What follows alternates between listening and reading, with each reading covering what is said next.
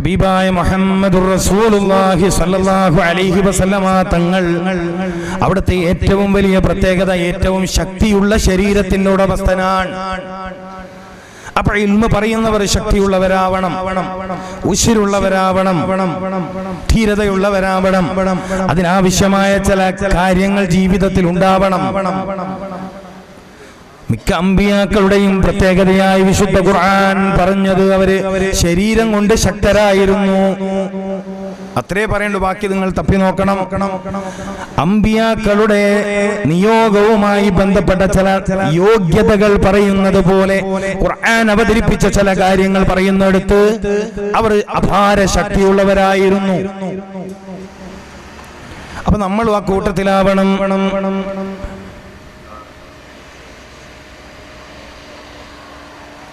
അനസ് റളിയല്ലാഹു തആല അൻഹു കൗതുകത്തോടെ ആശ്ചര്യത്തോടെ പറഞ്ഞൊരു കാര്യമുണ്ട്. എന്താ വിഷയം? നബി സല്ലല്ലാഹു അലൈഹി വസല്ലമ തങ്ങളോട് അവിടുന്ന് ചില സമയത്ത് ഞങ്ങളിലേക്ക് നടന്നു വരുമ്പോ, നബി സല്ലല്ലാഹു അലൈഹി വസല്ലമ തങ്ങൾ ഞങ്ങളിലേക്ക് നടന്നു വരുമ്പോ ഒരു 10-40 ആളുകൾ ഒന്നിച്ച് നടന്നു വരികയാണോ തോന്നിപ്പോവാറുണ്ട്. അത്രമേൽ ഉഷാറുണ്ടായിരുന്നു. മറ്റൊരിടത്ത് ഇതേ അനസ് റളിയല്ലാഹു തആല അൻഹു പറയുന്നു, ദ്വന്ദ്വയുദ്ധം എന്ന് പറഞ്ഞാൽ ഒരു കൈ ഇപ്പുറം പിടിക്കുക, ഇവിടെ എന്താ പറയാ, ഇങ്ങനെ അങ്ങോട്ടും ഇങ്ങോട്ടും ആക്കണേ, പഞ്ചഗുസ്തി. മനസ്സിലായോ? ഇത് വിഷയം അറിയാണ്ട് ഇതിലെ കേട്ടിട്ട് കാര്യമില്ല. ഒരാൾ ഇപ്പുറം നിന്നിട്ട് മറ്റേ ആൾ അപ്പുറം നിൽക്കും.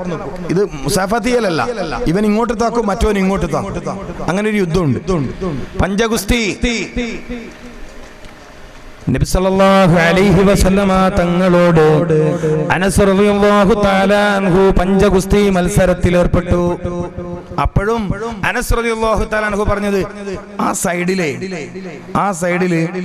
10-30 ആളുകൾ ഉണ്ട് എന്ന് തോന്നിപ്പോയി. അത്ര ഭാരം ഉണ്ടായിരുന്നു മുഹമ്മദ് റസൂൽ സല്ലല്ലാഹു അലൈഹി വസല്ലമ തങ്ങളുടെ ശാരീരിക ക്ഷമതയാ പറയുന്നത്.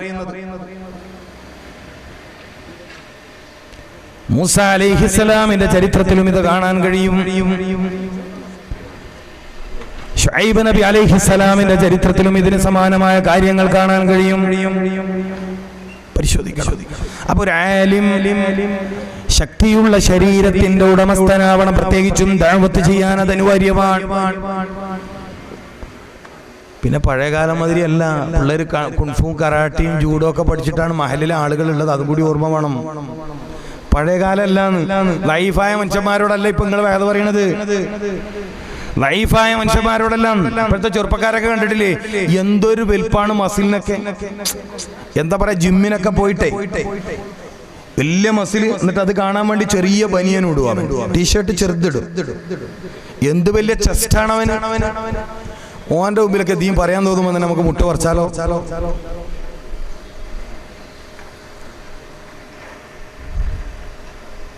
ആരോഗ്യം നമുക്ക് അല്ലാഹു പ്രദാനം ചെയ്യുമാറാവട്ടെ. ഞാൻ പറഞ്ഞു വരുന്നത് ജീവിതത്തിൽ വളരെ ഗൗരവമുള്ള കാര്യമാണ് ആരോഗ്യമെന്ന് ഇസ്ലാം പഠിപ്പിക്കുന്നു, ഖുർആൻ ബോധ്യപ്പെടുത്തുന്നു, ഹദീസ് ഗ്രന്ഥങ്ങളിൽ നമുക്ക് വായിച്ചെടുക്കാൻ കഴിയുന്നു.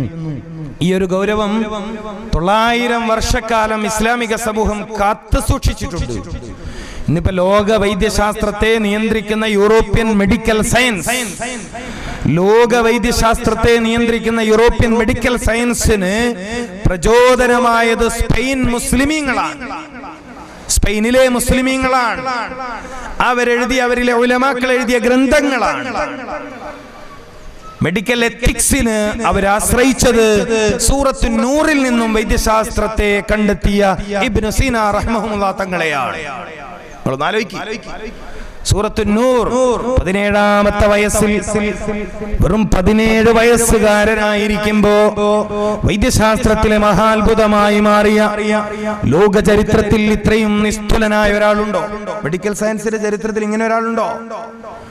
17ാമത്തെ വയസ്സിലാണ് ലോക ചരിത്രത്തെ അത്ഭുതപ്പെടുത്തിക്കൊണ്ട് പ്രിൻസ് ഓഫ് മെഡിസിൻ എന്ന അവാർഡ് വാങ്ങുന്നത്. പ്രിൻസ് ഓഫ് മെഡിസിൻ അന്ന് ലഭിക്കാവുന്ന ഏറ്റവും വലിയ അവാർഡ് ഇബ്നു സീന സ്വീകരിക്കുമ്പോൾ വയസ്സ് 17ആണ്.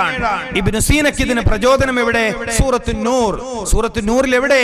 അല്ലാഹു നൂറുസ് സമാവാതി വൽ അർദ്. നേരത്തെ നബി സല്ലല്ലാഹു അലൈഹി വസല്ലമ തങ്ങൾ പിതാവാണ് എന്ന രൂപത്തിൽ ആര് പ്രസംഗിച്ചത്? ഉസ്താദ് പ്രസംഗിച്ചു. എനിക്ക് ഏറ്റവും കൗതുകമുള്ള കാര്യം അബുൽ അർവാഹ് മുഹമ്മദുർ റസൂൽ സല്ലല്ലാഹു അലൈഹി വസല്ലം. ഇസ്ലാമിക വൈദ്യശാസ്ത്രത്തിന്റെ പ്രത്യേകത തന്നെയും അതാണ്. ഒരു മനുഷ്യന്റെ രോഗം ശിഫയാകുന്നതുമായി ബന്ധപ്പെട്ട് നബി സല്ലല്ലാഹു അലൈഹി വസല്ലമ തങ്ങളുടെ സാന്നിധ്യത്തെ കുറിച്ചുള്ള ചർച്ചയുണ്ട്. തിബ്ബുൻ നബവി, അതായത് ഇസ്ലാമിക വൈദ്യശാസ്ത്രം പറയുന്നത് ഒരു മനുഷ്യന് രോഗമുണ്ടാകുന്നത് അൽ മറലു ഗുലുബത്തുൻ, രോഗമെന്നാൽ ഇരുട്ടാണ്. രോഗമെന്നാൽ ഇരുട്ടാണ്. ശരീരത്തിൽ ഇരുട്ട് കടന്ന് കയറലാണ് രോഗം. ശരീരത്തിൽ ഇരുട്ട് വ്യാപിക്കലാണ് രോഗം. ശിഫ എന്നാൽ ശരീരത്തിൽ പ്രകാശം വ്യാപിക്കലാണ്. അപ്പൊ പ്രകാശത്തിന്റെ കമ്മി, ഇരുട്ടിന്റെ ആധിക്യം, ഇരുട്ടിന്റെ സിയാദയിൽ നിന്നാണ് രോഗം.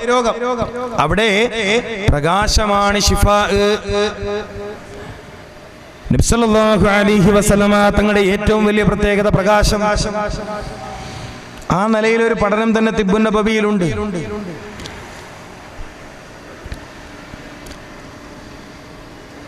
അപ്പൊ പിതാവിന്റെയോ മാതാവിന്റെയോ ശരീര ഗുണങ്ങൾ മനുഷ്യനിൽ കുറയുമ്പോൾ രോഗങ്ങൾ ഉണ്ടാവുന്നതിനെ കുറിച്ച് ചർച്ചയുണ്ട്.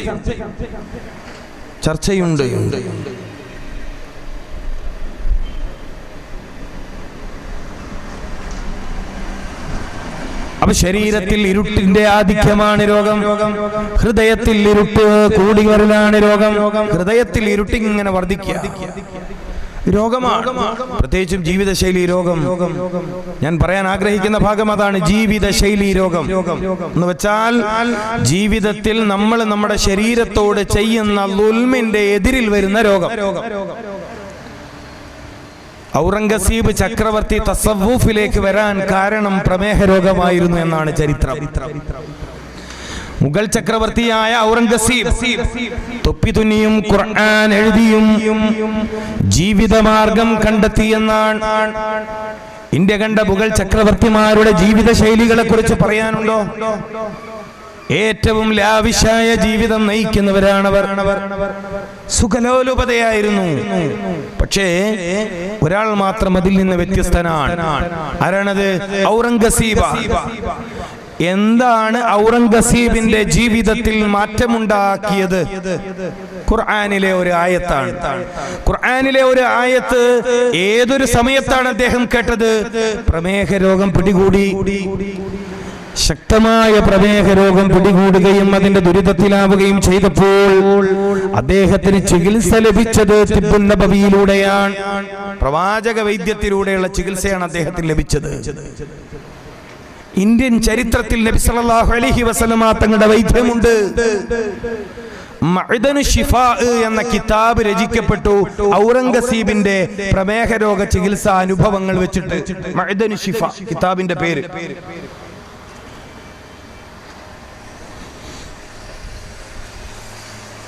അപ്പൊ ഇവിടുന്ന് ഒരാൾ എന്നോട് പറഞ്ഞു, കൂടുതൽ ആളുകൾക്ക് പ്രമേഹത്തിന്റെ പ്രശ്നമുണ്ട്. പ്രമേഹം എന്ന് പറഞ്ഞാൽ സാധാരണ രോഗം പോലെയല്ല. പ്രമേഹ രോഗം പിടികൂടിയാൽ ശരീരത്തിലെ മിക്ക അവയവങ്ങളെയും അത് ബാധിക്കും. മിക്ക അവയവങ്ങളെയും ബാധിക്കും. പ്രത്യേകിച്ചും ശരീരം ഇളകിയുള്ള ജോലി ചെയ്യാൻ ചാൻസ് ഇല്ലാത്ത നമ്മളെ സംബന്ധിച്ചിടത്തോളം പറയും വേണ്ട. ശരീരം ഇളകിയുള്ള ജോലി ചെയ്യാൻ നമുക്ക് ചാൻസ് ഇല്ല.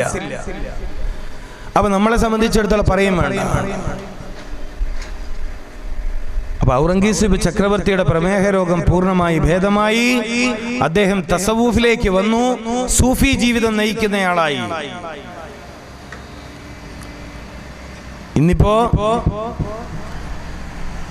മറ്റെല്ലാ ജീവിത സൗകര്യങ്ങളും കൂടിയ കാലഘട്ടത്തിൽ മനുഷ്യൻ ജീവിത ശൈലി രോഗങ്ങളുടെ പിടിയിലാണ്. ഇതിന് കാരണം ഈ ജീവിത ശൈലി രോഗങ്ങൾക്ക് ഇബ്നു ഹജറുൽ അസ്ഖലാനി റഹ്മത്തുള്ളാഹി അലൈഹി പറയുന്ന ഒരു ശൈലിയും, ആലിമീങ്ങൾ ഇരിക്കുന്ന ഒരു സദസ്സായതുകൊണ്ട് ഞാൻ അങ്ങനെ പറയുന്നതാണ് ഒരു മര്യാദക്ക് നല്ലത്. സൂറത്തുൻ നൂർ വമൻ യഅമൽ സൂഅൻ യുജ്സാ ബിഹി. ഇമാം ബുഖാരി റഹിമഹുല്ലാഹ് തങ്ങൾ 6 ഹദീസിന്റെ തലവാചകമായി കൊണ്ടുവന്ന ഒരു ആയത്താണിത്. ഫതുഹുൽ ബാരി 2-ാം വോള്യം മഹാനായ ഇബ്നു ഹജർ തങ്ങൾ രോഗത്തെ വ്യാഖ്യാനിക്കുന്നു. ഒരു മനുഷ്യൻ തന്റെ ശരീരത്തോട് ചെയ്യുന്ന ദുൽമിന്റെ ശിക്ഷയായിട്ടാണ് അയാൾക്ക് രോഗം. രണ്ട് രൂപത്തിലാണ് അല്ലാഹു മനുഷ്യർക്ക് രോഗം നൽകുന്നത്. ഒന്ന് പരീക്ഷണ രോഗമാണ്, മറ്റൊന്ന് ശിക്ഷാരോഗമാണ്. അല്ലാഹുവിന്റെ അമ്പിയാക്കളിലേക്കും ഔലിയാക്കളിലേക്കും അതുപോലെ ഉഖ്റവിയായ ഉലമാക്കളിലേക്ക്, ആരിഫീങ്ങളിലേക്ക്, സ്വാലിഹീങ്ങളായ സാധാരണക്കാരിലേക്കും രോഗങ്ങൾ വരുന്നത് അല്ലാഹു തന്റെ അടിമയെ പരീക്ഷിക്കാൻ വേണ്ടി നൽകുന്ന രോഗമാണ്. അതിന് പരീക്ഷണ രോഗം എന്നാ പറയുക. മഹാനായ ശംസുൽ ഉലമാ തങ്ങളവർക്ക് രോഗം വന്നു വയറിന്. മരക്കണി ജിന്ന് എന്ന് പറഞ്ഞൊരു വലിയ മഹാൻ ജീവിച്ചിരുന്നു. നിങ്ങൾ കേട്ടിട്ടുണ്ടോന്ന് എനിക്കറിയില്ല, കേൾക്കണം. മഹാനായ ശൈഖുനാ ശംസുൽ ഉലമായി വന്നതോടുകൂടിയാണ് മൂപ്പര് ലോകത്ത് പ്രശസ്തനായത്. ശംസുൽ ഉലമാ വന്നിരുന്നു. അറിയൂലേ, സംഭവം അറിയില്ലേ? എന്നാ പറഞ്ഞൂടെ, ഇത് കേൾക്കാത്തൊക്കെ പറഞ്ഞു. ശംസുൽ ഉലമാന്റെ അനുസ്മരണല്ലേ അല്ലേ? റബീഉൽ ആഖിറല്ലേ? ശംസുൽ ഉലമായി തങ്ങൾ ഇവിടെ വന്നു. അപ്പൊ ഞാൻ കേട്ടതാണ്, ഒരു ബാഖവി പറഞ്ഞെന്നാണ് എനിക്ക്. അബ്ദുസ്സലാം ബാഖവി എന്ന് പറയുന്ന ഒരു ഉസ്താദ് എന്നോട് പറഞ്ഞു, എനിക്കറിയില്ല. ശൈഖുനാ വിളിക്കപ്പെട്ടു. എന്തിനാ വന്നെന്നാ ചോദ്യം. അതറിയില്ലെങ്കിൽ ഇവിടെ ഇരിക്കണമെന്നാ ചോദിച്ചു എന്ന് പറയപ്പെടുന്നു. അല്ലാഹു അഅലം. അതറിയില്ലെങ്കിൽ ഇവിടെ ഇരിക്കണമെന്നാ ചോദിച്ചു. ആരോടാ ചോദിക്കണത്? ഇന്നിപ്പം വലിയ പരിപാടിയാണ് ജിന്ന് ചികിത്സ.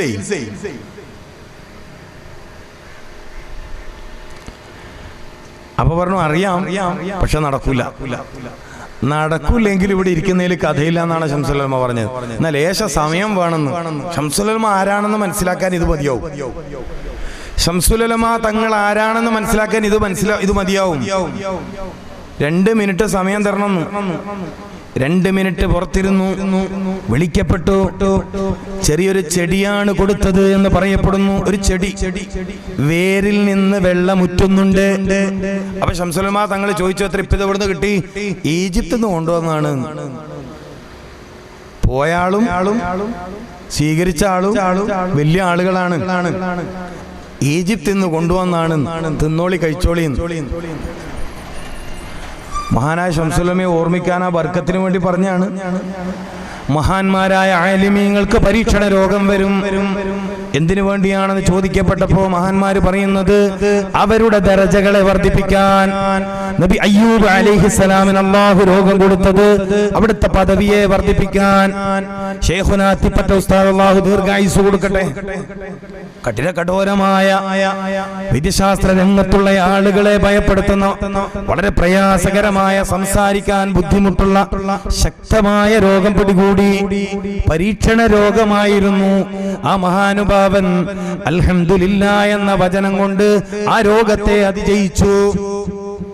മഹാനുഭാവൻ ആ രോഗം ശിഫയാവാൻ വേണ്ടി ഉപയോഗിച്ച പദം എന്താണ്? അൽഹംദുലില്ലാ. ഒരു ദിവസം ഇങ്ങനെ ഇരിക്കുമ്പോൾ പറയാണ്, ഞങ്ങളിങ്ങനെ 2-3 നാൾ ഇരിക്കേണ്ട ഉസ്താദ് ഇങ്ങനെ ഇരുന്നിട്ട് പറയാണ്, അൽഹംദുലില്ലാ എനിക്ക് അല്ലാഹു വലിയ സുഖമൊന്നും തന്നിട്ടില്ല. എങ്ങനെ? അൽഹംദുലില്ലാ അല്ലാഹു എനിക്ക് വലിയ അസുഖമൊന്നും. എപ്പോഴാ പറയണത്? അതാണ് പരീക്ഷണ രോഗം. പിന്നെ രണ്ടാമത്തെ രോഗം ഏതാണ്? അതിന് തെളിവാണ് സൂറത്തുൻ നിസാഇൽ നിന്ന് 82-ാമത്തെ ആയത്ത് ഇബ്നു ഹജർ തങ്ങൾ ഫത്ഹുൽ ബാരിയിൽ കൊണ്ടുവന്നത്. വമയ്യഅമൽ സൂഅൻ യുജസാ ബിഹി. ഒരുത്തന്റെ കർമ്മം ചീത്തയായാൽ, തന്നോടുള്ള പ്രവൃത്തി മോശമായാൽ, അത് കാരണമാണ് അവർക്ക് രോഗമുണ്ടാവുക. വൽഹാസിലു എന്നാണ് ഇബാറത്തിന്റെ തുടക്കം. വൽഹാസിലു അന്നൽ മറദ കമാ ജാസ അൻ യകു. അങ്ങനെയാണ് അതിന്റെ ഇബാറത്ത്. ഞാൻ എഴുതി കൊണ്ടുവന്നിട്ടില്ല, നിങ്ങൾ നോക്കിക്കോളി, നിങ്ങളുണ്ടല്ലോ കിതാബ്.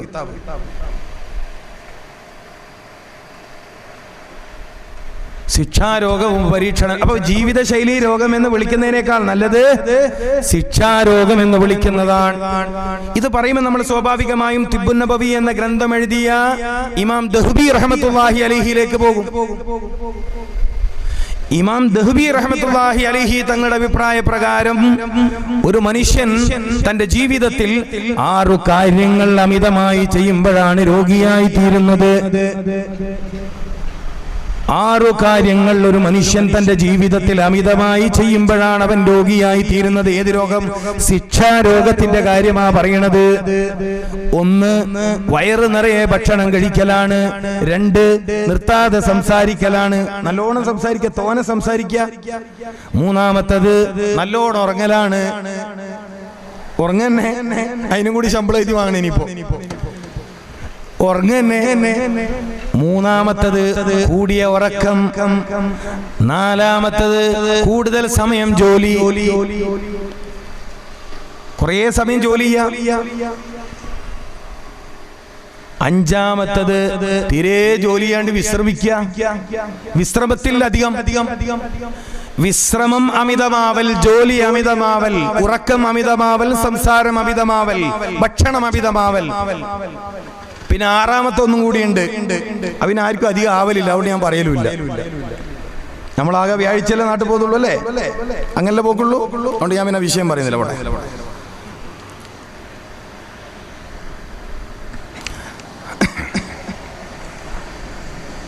ഇതിൽ ഏറ്റവും നമ്മൾ ശ്രദ്ധിക്കേണ്ട ഒരു ഭാഗം, ഈ കാലത്ത് ഞാനിത് നിങ്ങളെ പഠിപ്പിക്കല്ലോ കേട്ടോ, നമ്മളെ മഹല്ലിൽ ഈ ഒരു പദ്ധതി വരാൻ വേണ്ടി പറയാണ്. ഹെൽത്തി ജമാ. നമ്മുടെ മുമ്പിൽ ഒരു വലിയ കൺസെപ്റ്റ് ഉണ്ട്. ഈ ഉസ്താദുമാര്, ഈ ആലിമീങ്ങൾ വളരെ ആദരവോടുകൂടി ഞാൻ പറയുന്നത്, നമ്മുടെ മുമ്പിൽ ഈ ഉലമാ സംഗമത്തിൽ ഒരു ധാരണ ഉണ്ടായിത്തീരണം. ഹെൽത്തി ജമാ, ആരോഗ്യമുള്ള ജമാഅത്ത്. മഹല്ല് ജമാഅത്ത് എന്ന് പറയുമ്പോൾ രോഗികളില്ലാത്ത ജമാഅത്ത്. നിങ്ങൾക്കറിയാവുന്ന ഒരു ചരിത്രം, ഈ സദസ്സിൽ ഒരു ബർക്കത്തുണ്ടാവട്ടെ എന്ന് കരുതി പറയാം. നബി സല്ലല്ലാഹു അലൈഹി വസല്ലമ തങ്ങളോട് സ്നേഹം പ്രകടിപ്പിക്കാൻ മുഖൈഖിസ് രാജാവിന്റെ കൊട്ടാര വൈദ്യന്മാര് 2 പേരും മദീനയിൽ വന്നു. നാട്ടിൽ രോഗികളില്ല, നാട് വിട്ട് പോവേണ്ട അവസ്ഥയാണ് അവർക്കുള്ളത്. ചില സ്ഥലത്ത് 2 മാസം 2 കൊല്ലം പല കണക്കുണ്ട്. ഏതായാലും കുറച്ചു കാലം മദീനയിൽ അവര് താമസിച്ചുവെങ്കിലും ചികിത്സ തേടി രോഗികൾ വരാതായപ്പോൾ നബി സല്ലല്ലാഹു അലൈഹി വസല്ലമ തങ്ങൾ ചോദിച്ചു, എന്തേ ഈ നാട്ടിൽ രോഗികളില്ലയോ? ഇല്ല. എന്താ രോഗികളില്ലാത്തത്? വിശന്നാൽ മാത്രമേ ഭക്ഷണം കഴിക്കാറുള്ളൂ, ഭക്ഷണം കഴിച്ചാൽ വയറ് നിറയാറില്ല. നമ്മളെ നാട്ടുകാരുടെ അവസ്ഥ എന്താണ്? വിശന്നാലും ഇല്ലെങ്കിൽ സമയമായ തിന്നാ വയറ് നിറയാണ്ട് നിൽക്കൂല. ഏതായാലും ഇരുന്നില്ലേ, ഇനി പിന്നെ വെച്ചിട്ട് തന്നെ പോവാ. ഞങ്ങളാവാത്ത അങ്ങനെ പറയാ, ഏതായാലും ഇരുന്നേ ആള് പറയൂ. അങ്ങനെ പറഞ്ഞാൽ മനസ്സിലാകുന്നില്ല. എന്റെ ഭാഷ ശരിക്കും മനസ്സിലാ. ഏതായാലും നിങ്ങൾ ഇരുന്നല്ലേ പറയാ, അതുകൊണ്ട് നല്ലോണം കഴിച്ചോളി. ഭക്ഷണം കഴിച്ചാൽ അവർക്ക് വയറ് നിറയാറില്ല. മഹാനായ ഇമാം റംലി റഹ്മത്തുള്ളാഹി അലൈഹിയോട് ജൂതനായ ഒരു സഹോദരൻ വന്നിട്ട് ചോദിക്കുകയാണ്, നിങ്ങളുടെ ഖുർആൻ എല്ലാത്തിനും പരിഹാരം പറഞ്ഞ ഗ്രന്ഥമാണ് എന്നല്ലയോ റംലി പ്രസംഗിക്കാറുള്ളത്? അതെ, എല്ലാ പ്രശ്നങ്ങൾക്കും പരിഹാരം നിങ്ങളുടെ ഖുർആനിൽ നിർദ്ദേശിച്ചിട്ടുണ്ടോ? ഉണ്ട്. മനുഷ്യർക്ക് ശാരീരികമായ രോഗം വരാതിരിക്കാൻ വല്ല പ്രതിരോധ മരുന്നും ഖുർആനിൽ പറഞ്ഞിട്ടുണ്ടോ എന്നാ ചോദ്യം. ഇന്നിപ്പോ നമ്മുടെ നാട്ടിൽ നടക്കുന്ന വലിയൊരു വിഷയമാണ് പ്രതിരോധ കുത്തിവെപ്പുകളും വാക്സിനേഷനുകളും. ഞങ്ങളുടെയൊക്കെ നാട്ടിലെ മഹലിലെ ഖത്തീബുമാരുടെ യോഗം വേറെ തന്നെ വിളിച്ച് നിങ്ങളെല്ലാവരോടും വേദ പറഞ്ഞിട്ട് കുത്തിവെപ്പ് നടത്തണം എന്ന് പറഞ്ഞിട്ട് അങ്ങനെ മീറ്റിംഗ് വിളിച്ചു. സദറുമാരുടെ മീറ്റിംഗ്, ഖത്തീബുമാരുടെ മീറ്റിംഗ്, ജനപ്രതിനിധികളുടെ മീറ്റിംഗ്. കുത്തിവെപ്പ് നടത്തണം, രോഗങ്ങൾ വന്നു പോകും, ബുദ്ധിമുട്ടിലായി പോകുമെന്ന് പറഞ്ഞിട്ട് പ്രതിരോധ ചികിത്സയ്ക്ക് ഗവൺമെന്റ് വലിയ ഗൗരവം കൊടുക്കുന്നു. അല്ലയോ റംലി? ജൂതനായ ഒരു സഹോദരൻ ചോദിക്കുകയാണ്, നിങ്ങളുടെ ഖുർആനിൽ ശരീര രോഗം വരാതിരിക്കാൻ വല്ല പ്രതിരോധവും പറഞ്ഞിട്ടുണ്ടോ? 2 ചോദ്യം ചോദിച്ചത്. മാനസിക രോഗം വരാതിരിക്കാൻ വല്ല പ്രതിരോധം, ശാരീരിക രോഗം വരാതിരിക്കാൻ വല്ല പ്രതിരോധം. മഹാനായ ഇമാം റംലി റഹ്മത്തുള്ളാഹി അലൈഹി പറഞ്ഞു, തീർച്ചയായും ഖുർആനിൽ ശാരീരിക രോഗം വരാതിരിക്കാനുള്ള പരിഹാരം പറഞ്ഞിട്ടുണ്ട്. അപ്പൊ പറയ്, കേൾക്കട്ടെ, അത് പറയ്. ഖുർആനിലെ വളരെ ചെറിയൊരായത്തോതി, കുലൂ വശറബൂ വലാ തുസ്രിഫൂ, കുലൂ വശ്റബൂ വലാ തുസ്രിഫൂ. നിങ്ങൾ ഭക്ഷണം കഴിക്കുക, നിങ്ങൾ വെള്ളം കുടിക്കുക. ഭക്ഷണം കഴിക്കുന്നതിലും വെള്ളം കുടിക്കുന്നതിലും അമിതമാവാൻ പാടില്ല. ഞങ്ങളെ നാട്ടിൽ കല്യാണത്തിനൊക്കെ ചില വമ്പന്മാര് വലിയ ഡയലോഗ് അടിക്കും. എന്താ അറിയോ? ഖുർആനിൽ വരെ കുലു വശ്റബൂ എന്നാ പറഞ്ഞിട്ട് അവിടെ നല്ലോണം തിന്നു. അങ്ങനെ പറയുന്ന ആളുണ്ട്. അങ്ങനെ പറയുന്ന ആളുണ്ട്. ഖുർആനിൽ വരെ കുലു വശ്റബൂ എന്നാ പറഞ്ഞിരിക്കുന്നത്. ആണ് നന്നായി തിന്നാളി, വലാ തുസ്രിഫൂ എന്ന് ഓതൂല. അവൻ അക്കാര്യത്തിൽ മുജാഹിദാ. അങ്ങനെ ഉണ്ടല്ല, കട്ടതോ വിട്ടതോ എന്ന് ചോദിക്കില്ല. നമ്മള് മുമ്പ് ആരാ ചോദിച്ച കട്ടതോ വിട്ട് ശംസുൽ തന്നെ ആരാ ചോദിച്ചത്? കണ്ടിയത്തല്ലേ എന്ന് പറഞ്ഞാൽ ചിലത് ഒന്നുകിൽ കട്ടു അല്ലെങ്കിൽ വിട്ടുപോയി. വലാ തുസ്രിഫൂ. ബഹുമാനപ്പെട്ട ശൈഖുനാ അവറുകൾ വേദിയിലേക്ക് വരികയാണ്. അല്ലാഹു ദീർഘായുസ്സും ആഫിയത്തും സലാമത്തും റാഹത്തും പ്രദാനം ചെയ്യുമാറാവട്ടെ.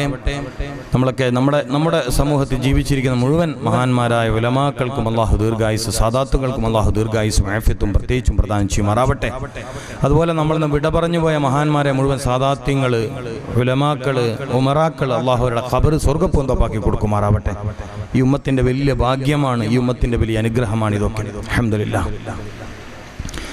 ഞാൻ പറഞ്ഞു വരുന്നത് നിങ്ങളെ പഠിപ്പിക്കാനല്ല, നമ്മുടെ മഹല്ലുകൾ നിങ്ങൾ അങ്ങനെ മനസ്സിലാക്കിയിട്ട് ഇതൊന്ന് ശ്രദ്ധിക്കണം. ഇത് മഹല്ലിൽ കേവലം രോഗം വരുന്നു എന്നതിനേക്കാൾ രോഗം വന്ന് ചികിത്സിച്ചിട്ട് കൂടുതൽ ദുരിതത്തിലേക്ക് പോകുന്ന ജനങ്ങളെ സംരക്ഷിക്കാൻ ആവശ്യമായ ഒരു പദ്ധതി ആവിഷ്കരിക്കണം. ദാരിമീസ് അക്കാര്യത്തിൽ അല്ലെങ്കിൽ ഫൈസിമാരുടെ സംഘടനകൾ ഇവിടെ ഉണ്ടെങ്കിൽ ഇത് നമ്മുടെ ബാധ്യതയാണ്. എന്തുകൊണ്ടാണ് മദീനയിൽ രോഗികളില്ലാത്തത്? വിശന്നാൽ മാത്രമേ ഭക്ഷണം കഴിക്കുള്ളൂ. ഭക്ഷണം കഴിച്ചാൽ അവർക്ക് വയറ് നിറയില്ല. ഈ കാലഘട്ടത്തിൽ പ്രത്യേകിച്ചും ഭക്ഷണത്തിന്റെ രോഗമാണ് ഏറ്റവും കൂടുതൽ. കോഴിക്കോട് മെഡിക്കൽ കോളേജിന്റെ അടുത്ത് ഒരു സ്ഥലത്ത് ക്യാൻസർ രോഗവുമായി ബന്ധപ്പെട്ട ഒരു ട്രെയിനിങ് പ്രോഗ്രാമിൽ പങ്കെടുക്കാൻ പോയി. 45ഓളം ചെറുപ്പക്കാര് മാരകമായ ക്യാൻസർ രോഗം പിടികൂടിയിട്ട് ചികിത്സയില്ലാത്തതിന്റെ പേരിൽ മരണത്തിന്റെ ദിവസവും കാത്തു നിൽക്കുക. ഈ സമൂഹത്തിലെ ചെറുപ്പക്കാരെ കാത്തു നിൽക്കുന്നത് ഭയാനകമായ അവസ്ഥയാണ്. അതിമാരകമായ ദാരുണമായ രോഗങ്ങളാണ് ഈ സമൂഹത്തിലെ യുവാക്കളെയും യുവതികളെയും കാത്തു നിൽക്കുന്നത്. ബഹുമാന്യരായ ഇമാമിയങ്ങൾ മഹല്ലുകളിൽ ഏറ്റവും സുശക്തമായ ഒരു ആരോഗ്യ പദ്ധതി നടപ്പിൽ വരുത്തിയില്ലെങ്കിൽ ഓരോ മഹല്ലിലും 10-20 ഡയാലിസിസിന്റെ യൂണിറ്റുകളും ക്യാൻസർ ചികിത്സാ സെന്ററുകളും കരൾ രോഗ ചികിത്സാ കേന്ദ്രങ്ങളും സ്ഥാപിക്കേണ്ടി വരും. എന്തുകൊണ്ട്? ഈ കാലത്ത് ഏറ്റവും കൂടുതൽ രോഗങ്ങൾ ഭക്ഷണത്തിന്റെ രോഗമാണെന്ന് കണ്ടെത്തി. ഭക്ഷണത്തിന്റെ രോഗം, മൈദമാവിന്റെ രോഗം, കൂൾ ഡ്രിങ്ക്സുകളുടെ രോഗം, മാംസത്തിന്റെ രോഗം, വിഷങ്ങളുടെ രോഗം, മരുന്നുകളുടെ രോഗം. ഏറ്റവും ഗൗരവത്തിൽ നമ്മൾ ആലോചിക്കുകയും മഹല്ലുകളിൽ കൂട്ടായ ഒരു പദ്ധതിക്ക് തുടക്കമാവുകയും ബഹുമാനപ്പെട്ട ഈ പരിപാടി, ഇത്രയും നല്ല പരിപാടി സംഘടിപ്പിച്ച ദാരിമീസ് അസോസിയേഷന്റെ ബഹുമാന്യരായ നേതാക്കൾ വളരെ ഗൗരവത്തോടെ ഈ പദ്ധതി നടപ്പിൽ വരുത്തി വേണം. ഹെൽത്തി ജമാ അവിടെ അവതരിപ്പിക്കുക എന്ന നിലയിലാണ് ഞാനിത് പറയുന്നത്. അല്ലാതെ എന്റെ ബഹുമാന്യരായ ഉലമാക്കളെ ഞാനിത് പഠിപ്പിക്കുകയാണെന്ന് നിങ്ങൾക്ക് ഒരിക്കലും തോന്നിപ്പോവരുത്. അങ്ങനെ തോന്നരുത്. കാര്യം ഞാനൊരു വിദ്യാർത്ഥി മാത്രമാണ്. നിങ്ങൾ പറയുന്നത് കേൾക്കാൻ മാത്രം യോഗ്യത ഉള്ള ഒരാളാണ്. അപ്പോ നമ്മുടെ മഹല്ലുകളിൽ ഇങ്ങനൊരു പദ്ധതി വരണം. വയറാണ് സർവ്വരോഗത്തിന്റെയും മാതാവെന്ന് മുഹമ്മദുർ റസൂൽ സല്ലല്ലാഹു അലൈഹി വസല്ലം. സർവ്വരോഗത്തിന്റെയും മാതാവ് വയറെന്ന് പറഞ്ഞാൽ ഒരു രോഗത്തെ പ്രസവിക്കുന്ന ഇടം എന്നാണ് അതിന്റെ അർത്ഥം. രോഗം പ്രസവിക്കപ്പെടുന്ന ഇടം വയറാണ് എന്നാ അതിന്റെ അർത്ഥം. എന്തേ രോഗികളില്ലാത്തത്? വയറ് നിറയെ ഭക്ഷണം കഴിക്കാത്തത് കൊണ്ട്. വിശന്നാൽ മാത്രമേ ഭക്ഷണം കഴിക്കൂ. അപ്പൊ ഉച്ചക്കത്തെ ഭക്ഷണം കൊണ്ടുവന്നു, 11 മണിക്ക് ഇവിടെ ദ്വാരക്കാൻ പോയി ദിക്റെല്ലാം കഴിഞ്ഞ് ഭക്ഷണം കഴിച്ച് വിശപ്പില്ല, കഴിക്കണ്ട. വിശന്നാലേ കഴിക്കാൻ പാടുള്ളൂ. വിശക്കാതെ കഴിക്കുന്ന ഭക്ഷണം ദഹന പ്രക്രിയക്ക് വിധേയമാകാതെ വയറിൽ അടിഞ്ഞുകൂടി കിടന്ന് അൺഡൈജസ്റ്റഡ് ഫുഡ് എന്നോ അല്ലെങ്കിൽ ദഹിക്കാതെ കിടക്കുന്ന മ്ലേച്ഛ വസ്തുവെന്നോ പറഞ്ഞ് വയറിൽ കുറെ കാലം കിടന്ന് പിന്നീടത് ദുഷിച്ച നീരായും കഫമായും മാറി ഒരുപക്ഷെ ട്യൂമർ പോലുള്ള മാരകമായ അവസ്ഥയിലേക്ക് എത്തിക്കും. വിശക്കാതെ ഭക്ഷണം കഴിക്കുന്ന സ്വഭാവമുള്ളവർ കുലൂ വശ്റബൂ വലാ തുസ്രിഫൂ. എങ്ങനെയാണ് തിന്നേണ്ടത്, എപ്പോഴാണ് തിന്നേണ്ടത്, എന്താണ് തിന്നേണ്ടത്? 4 പ്രധാന കാര്യങ്ങൾ അവിടെ വരുന്നു. തിന്നുക എന്ന് മാത്രം അർത്ഥം വെച്ച് പോകാനൊക്കില്ല. എപ്പോഴാ ഭക്ഷണം കഴിക്കേണ്ടത്? ഭക്ഷണം കഴിക്കേണ്ടത് വിശക്കുമ്പോഴാണ്. എന്നാൽ ഏറ്റവും നല്ല സമയം ഏതാണ്? രാവിലെയാണ്. രാവിലത്തെ ഭക്ഷണം ഉപേക്ഷിക്കാൻ പാടില്ല. രാവിലെ കഴിക്കാൻ നല്ല ഭക്ഷണം ഏതാണ്? പഴങ്ങളാണ്. കാലി വയറിൽ ഒരു മനുഷ്യന് ഏറ്റവും നല്ല ഭക്ഷണം പഴമാണ്. ഇൽമിന്റെ മേഖലയിൽ ജോലി ചെയ്യുന്നവർ തീരെ ഉപേക്ഷിക്കാൻ പാടില്ലാത്ത ഭക്ഷണം പഴങ്ങളാണ്. അബുൽ ബഷർ ആദം അലൈഹിസ്സലാം ഭൂമിയിലേക്ക് താമസിക്കാൻ വരുമ്പോൾ പഴഭക്ഷണത്തോടൊപ്പമാണ് വന്നത് എന്ന് മുഹമ്മദുർ റസൂൽ സല്ലല്ലാഹു അലൈഹി വസല്ലം. എല്ലാ പള്ളിയിലെ ഇമാമിന്റെ റൂമിലും എപ്പോഴും പഴം വേണം. ആരെങ്കിലും വരുമ്പോ ഹദിയ കൊടുക്കാനല്ല. അത്തിപ്പറ്റ ഉസ്താദ് രാവിലെ കഴിക്കുന്ന പഴം നേന്ത്രപ്പഴോ ഈത്തപ്പഴോ? ഷെയ്ഖുന അത്തിപ്പറ്റ ഉസ്താദ് ഞാൻ പലപ്പോഴും ആ മഹാനുഭാവന്റെ കൂടെ പോയി താമസിച്ചിട്ടുണ്ട്. വീട്ടിലും അല്ലാതെ ഗ്രേസ് വാലിയിൽ രാവിലെ സുബഹ് നിസ്കരിക്കുന്നതിന് മുമ്പ് നേന്ത്രപ്പഴവും ഉണ്ടാവും, ഈത്തപ്പഴവും ഉണ്ടാവും. എന്താ നമുക്കങ്ങനെ ശീലിച്ചാൽ അള്ളാഹു തൗഫീഖ് ചെയ്യട്ടെ. അതിന്റെ ഗുണങ്ങൾ പറഞ്ഞാൽ പിന്നെ നിങ്ങൾ മക്കത്ത് പോയിട്ട് വാങ്ങിട്ട് വരും ഈത്തപ്പഴം, അല്ലെ മദീനത്ത് പോയിട്ട്. അത്രയും ഗുണമുണ്ട്. അതുകൊണ്ട് ഞാൻ പറയുന്നില്ല, നിങ്ങൾ വാങ്ങുമോ നോക്കാം, അല്ലാണ്ട് വാങ്ങിക്കോളൂ. എന്നാ കുറച്ച് പറയുന്ന വെളിയങ്കോട് ഉമർ ഖാദി റളിയല്ലാഹു തആല അൻഹു പറഞ്ഞു, ഒരു മനുഷ്യന്റെ പ്രഭാത ഭക്ഷണം, ഒരു മനുഷ്യന്റെ രാവിലത്തെ ഭക്ഷണം, ആദ്യത്തെ ഭക്ഷണം ഏത്തപ്പഴം, നേന്ത്രപ്പഴം, അങ്ങനെ പറയൂലേ? വേറെന്താ പേരുണ്ട് ഇവിടെ? അല്ല പേരുണ്ട്, പറഞ്ഞോളി. ഇല്ല, ഏത്തപ്പഴം, നീളമുള്ള പഴം. റോബസ്റ്റ് അല്ല ഉദ്ദേശിച്ചത്, നേന്ത്രപ്പഴം. അതും ഈത്തപ്പഴവും ഒരു ഗ്ലാസ് മഞ്ഞൾ ചേർത്ത പശുവിൻ പാലുമായാൽ പിറ്റേന്ന് രാവിലെ ആ സമയം വരെ അയാൾ ഒരു ഭക്ഷണം കഴിച്ചിട്ടില്ലെങ്കിൽ പ്രശ്നമില്ല. ഭക്ഷണം കഴിക്കാത്തോടുള്ള സൂക്കേട് വരൂല. ആരാ പറയണത്? വെളിയങ്കോട് ഉമർ ഖാദി. വെളിയങ്കോട് ഉമർ ഖാദി ഇത് പറയാൻ ആരാന്ന് ഇനി നിങ്ങൾ ചോദിക്കോ? മൂപ്പർ സ്വാതന്ത്ര്യ സമരം പറയേണ്ട ആളല്ലേ? നിങ്ങൾ പറയൂ. ശരീരശാസ്ത്രം ഇത്രമേൽ അറിയുന്ന ഒരു മലബാരി പണ്ഡിതൻ കഴിഞ്ഞു പോയിട്ടുണ്ടോ?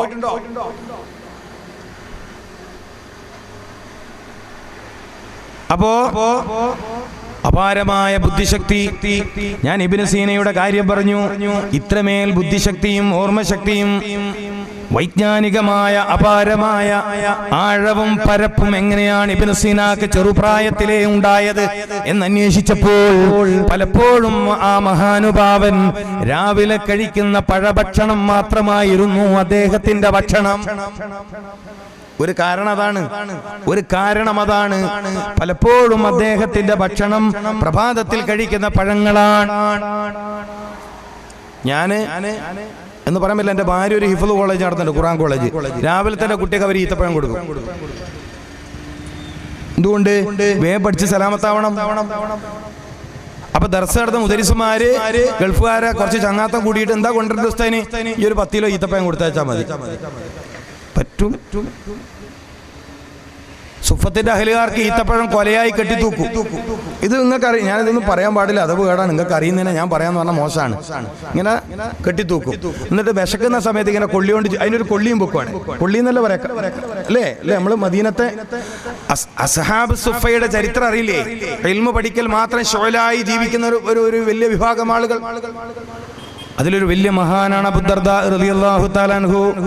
രോഗമില്ലാത്ത സമയത്ത് അൽഹംദുലില്ലാഹ് എന്ന് പറയലാണോ അല്ലാഹുവിന് ഇഷ്ടം, രോഗം വന്ന് കിടക്കുമ്പോൾ ക്ഷമിക്കലാണോ അല്ലാഹുവിന് ഇഷ്ടമെന്ന് മുത്തുനബി സല്ലല്ലാഹു അലൈഹി വസല്ലമ തങ്ങളോട് ചോദിച്ച സുഫത്തിന്റെ അഹ്ലുകാരനായ സ്വഹാബി വര്യനാണ് ആര്? മഹാനായ അബൂ ദർദാ റളിയല്ലാഹു തആല അൻഹു. ക്ഷമിക്കലാണോ നല്ലത്, രോഗമില്ലാത്ത ശരീരം നോക്കി അൽഹംദുലില്ലാഹ് പറയലാണോ നല്ലത്? നബി സല്ലല്ലാഹു അലൈഹി വസല്ലമ തങ്ങൾ പറഞ്ഞു, അബൂ ദർദായേ, അല്ലാഹുവിന് ആരോഗ്യമാണ് ഇഷ്ടം എന്ന് വെച്ചാൽ രോഗമില്ലാത്ത ശരീരം നോക്കിയിട്ട് അൽഹംദുലില്ലാഹ് എന്ന് പറയലാണ് അല്ലാഹുവിന് താല്പര്യം എന്നാണ് ആ പറഞ്ഞതിന്റെ അർത്ഥം. അല്ലാഹു അങ്ങനെ തൗഫീഖ് നൽകട്ടെ. അല്ലാഹു ഈ സദസ്സിൽ ആർക്കെങ്കിലും വല്ല രോഗങ്ങളുണ്ടെങ്കിൽ നീ ശിഫയാക്കണേ അല്ലാഹ്. മുഹമ്മദ് റസൂലുള്ളാഹി സല്ലല്ലാഹു അലൈഹി വസല്ലമ തങ്ങളുടെ ഹഖ് ജാഹ് ബർക്കത്തുണ്ട്, ആയാത്തു ശിഫാഇന്റെ ബർക്കത്തുണ്ട്, അസ്മാഉൽ ഹുസ്നയുടെ ബർക്കത്തുണ്ട്, ഇവിടെ ഇരിക്കുന്ന ഉലമാക്കളുടെ ബർക്കത്തുണ്ട്. അല്ലാഹുവേ ഈ സദസ്സിലോ ഇവരുടെ കുടുംബത്തിലോ ഈ നാട്ടിലോ ഉള്ള സർവ്വ രോഗികൾക്കും ശിഫയും ആഫിയത്തും പ്രദാനം ചെയ്യണേ അല്ലാഹ് ബിനൂരി മുഹമ്മദ് മുസ്തഫ സല്ലല്ലാഹു അലൈഹി വസല്ലം. അപ്പൊ പ്രഭാതത്തിൽ പഴഭക്ഷണം, പക്ഷെ പഴഭക്ഷണം കഴിക്കാൻ ഏറ്റവും നല്ല സമയമുണ്ട്. അതുകൂടി പറഞ്ഞുതരാം. നിങ്ങളെല്ലാവരും ആ സമയത്ത് എഴുന്നേൽക്കുന്നവരായതുകൊണ്ട് നാട്ടുകാർക്ക് ഇത് പറഞ്ഞു കൊടുത്തിട്ട് കാര്യമില്ല. പ്രഭാതത്തിൽ പഴങ്ങൾ കഴിക്കാൻ പറ്റിയ നല്ലൊരു സമയമുണ്ട്. സുബ്ഹ് ബാങ്കിന്റെ മുമ്പുള്ള സമയമാണ്. മുക്കിരിക്ക രക്ഷപ്പെട്ടു, രക്ഷപ്പെട്ടു, മുഅദ്ദിൻ രക്ഷപ്പെട്ടു. ഓർക്കെന്തായാലും ബാങ്കിനും മണിക്കണ്ടേ.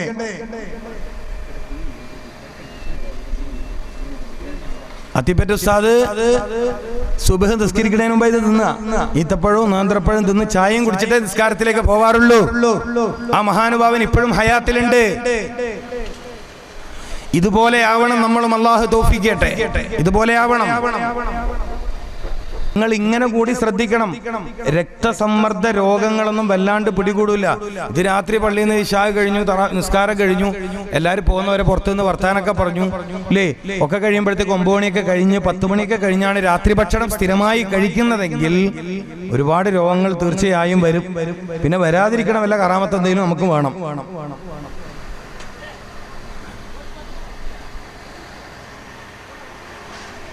അപ്പൊ വിശക്കുമ്പോഴാണ് ഭക്ഷണം കഴിക്കേണ്ടത്. മാത്രമല്ല കഴിക്കുന്ന ഭക്ഷണത്തെ പരിശോധനയ്ക്ക് വിധേയമാക്കണം. നബി സല്ലല്ലാഹു അലൈഹി വസല്ലമ തങ്ങൾ 2 കാര്യങ്ങൾ അറിയാതെ ഭക്ഷണം കഴിക്കാറില്ലായിരുന്നു. ഒന്നതിന്റെ ഫിഖ്ഹും മറ്റൊന്നതിന്റെ തിബ്ബുമാണ്. ഇത് നമ്മളല്ലാതെ ആര് പറയാൻ, നമ്മളല്ലാതെ ആര് പല സ്വീകരിക്കാൻ? 2 കാര്യങ്ങളെ പരിഗണിച്ചിട്ടേ മുഹമ്മദ് റസൂൽ സല്ലല്ലാഹു അലൈഹി വസല്ലമ തങ്ങൾ ഭക്ഷണം കഴിക്കാറുണ്ടായിരുന്നുള്ളൂ. ഒന്നതിന്റെ ഫിഖ്ഹാണ്. സയ്യിദ് കുടുംബത്തിന് ഇത് പറ്റുന്നതാണോ, സക്കാത്താണോ, സദഖയാണോ, ഹദിയയാണോ, ബൈത്തുൽമാലിലേക്ക് വന്നതാണ്, ഏത് ഇനം മുതലാണ് എന്ന് പരിശോധിച്ചിട്ട് മാത്രമേ ദാനമായി കൊണ്ടുവന്ന ഭക്ഷണം ഹബീബായ റസൂൽ സല്ലല്ലാഹു അലൈഹി വസല്ലമ തങ്ങൾ കഴിക്കാറുള്ളൂ. രണ്ടാമത്തത്, ഈ കഴിക്കുന്ന ഭക്ഷണം ശരീരത്തിന് ഗുണം ചെയ്യുന്നതാണോ അല്ലാത്തതാണോ? ഞങ്ങളെ നാട്ടിൽ പറയാറുണ്ട്, ചേരനെ തിന്നുന്ന നാട്ടിൽ പോയാൽ അതിന്റെ നടുക്കഷ്ണം തിന്നണമെന്ന്. മനസ്സിലായിട്ടുണ്ടാവും എല്ലാവർക്കും. ചേരാന്ന് പറഞ്ഞ ഒരു അല്ലേ, അതിനെ തിന്നുന്ന നാട്ടിൽ പോയാല് അതിന്റെ നടുക്കഷ്ണം തിന്നണോ. അവ വാലും തലയും തപ്പി നടക്കരുതെന്ന് അതിന്റെ അർത്ഥം.